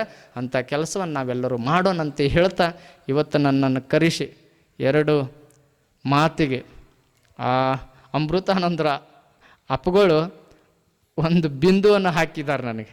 ಹೆಂಗಂದ್ರೆ, ನೀವು ಬೆಳಗ್ಗೆಲ್ಲರೂ ಏನು ಮಾಡ್ತೀರಿ, ಎದ್ದ ನಂತರ ಏನು ಮಾಡ್ತೀರಿ, ಹಲ್ಲು ಉಜ್ತೀರಿ, ಕೋಲ್ಗೇಟ್ ಗೊತ್ತದಲ್ಲ, ಕೋಲ್ಗೇಟ್, ದಂತ ಮಂಜನ, ಯಾವುದೋ ಪುಡಿ ಅದು ಎಲ್ಲ ತಿಕ್ಕೋತೀರಿ, ಬಿಸಿ ನೀರಲ್ಲೇ ಜಳಕ ಮಾಡ್ತೀರಿ, ಸಾಬೂನು ಹಚ್ತೀರಿಲ್ಲ, ಏನು ಹಚ್ಚಂಗಿಲ್ಲ, ಎಲ್ಲರೂ ಹಚ್ತೀರಿ. ಯಾವ್ಯಾವ ಸಾಬೂನು ಹೇಳ್ರಿ? ನೀವು ಸಂತೂರ್ ಹಚ್ತೀರಾ, ಡವ್ ಹಚ್ತೀರಾ, ಲೈಬಾ ಹಚ್ತೀರಾ, ಹಮಾಮ, ಆಯುರ್ವೇದಿಕ್ ಮೆಡಿಮಿಕ್ಸ ಇವೆಲ್ಲ ಸಾಬೂನು ಹಚ್ತೀರಿ. ಎದಕ್ಕೆ? ಈ ಶರೀರದ ಕೊಳೆಯನ್ನು ತೆಗ್ಯಾಕ ಸಾಬೂನು ಹಚ್ತೀರಿ. ಬಿಸಿ ನೀರ್ಲಿಂತ ಸ್ನಾನ ಮಾಡ್ತೀರಿ. ಬುರ್ಗ ಬರುವಂಗೆ ಹಚ್ಕೊಂಡು ಹಬ್ಬಬ್ಬ ನೋಡ್ಬೇಕು. ಶಾಂಪು, ಆ ಕಾರ್ತಿಕ್ ಶಾಂಪು, ಸಿಲ್ಕ್ ಶಾಂಪು, ಎಲ್ಲ ಶಾಂಪು ಹಚ್ಕೋತೀರಿ. ಹಚ್ಕೊಂಡು ಸ್ವಸ್ಥ ಹಾಕ್ಕೊಂಡು ಬಟ್ಟೆ ಹಾಕ್ಕೊಂಡು ಮ್ಯಾಗ ಟುಸ್ ಟುಸ್ ಅಂತ ಏನು ಹೊಡಿತೀರಲ್ಲ, ಅದನ್ನು ಹೊಡ್ಕೊಂಡು ಬರ್ತೀರಿ. ಎದಕ್ಕೆ? ಈ ಶರೀರದ ಕೊಳೆಯನ್ನು ತೆಗ್ಯಾಕ ಇವೆಲ್ಲ ಸಾಬೂನುಗಳನ್ನು, ಇವೆಲ್ಲ ಸೆಂಟ್ಗಳನ್ನು, ಇವೆಲ್ಲ ಶಾಂಪುಗಳನ್ನು ವಾಪರ ಮಾಡ್ತಿರಲ್ಲ, ಅದಕ್ಕೆ ಮನಸ್ಸಿನ ಕೊಳೆ ತೆಗ್ಯಾಕ ಅಮೃತಾನಂದ ಅಪ್ಪುಗಳು ಇಂಥ ಪ್ರವಚನದ ಸಾಬುಗಳನ್ನು ನಿಮ್ಮ ಮುಂದೆ ಇಡಾಕತ್ತಾರ. ಆ ಪ್ರವಚನದ ಸಾಬೂನುಗಳನ್ನು ಮಾಡಿಕೊಂಡು ಮನಸ್ಸನ್ನು ಸ್ವಚ್ಛ ಮಾಡ್ಕೋರಿ ಅಂತ ಹೇಳಿದ್ದಾರೆ. ಆ ಸ್ವಚ್ಛವಾದ ಮನಸ್ಸನ್ನು ಮಾಡಿಕೊಂಡು ಈ ಗುರುದೇವಾಶ್ರಮಕ್ಕೆ ನೀವೆಲ್ಲರೂ ಭಕ್ತರು ಒಳ್ಳೆಯವರಾಗಲಿ ಅಂತ ಹೇಳ್ತಾ ತಮ್ಮೆಲ್ಲರಿಗೂ ಶರಣಾರ್ಥಿ.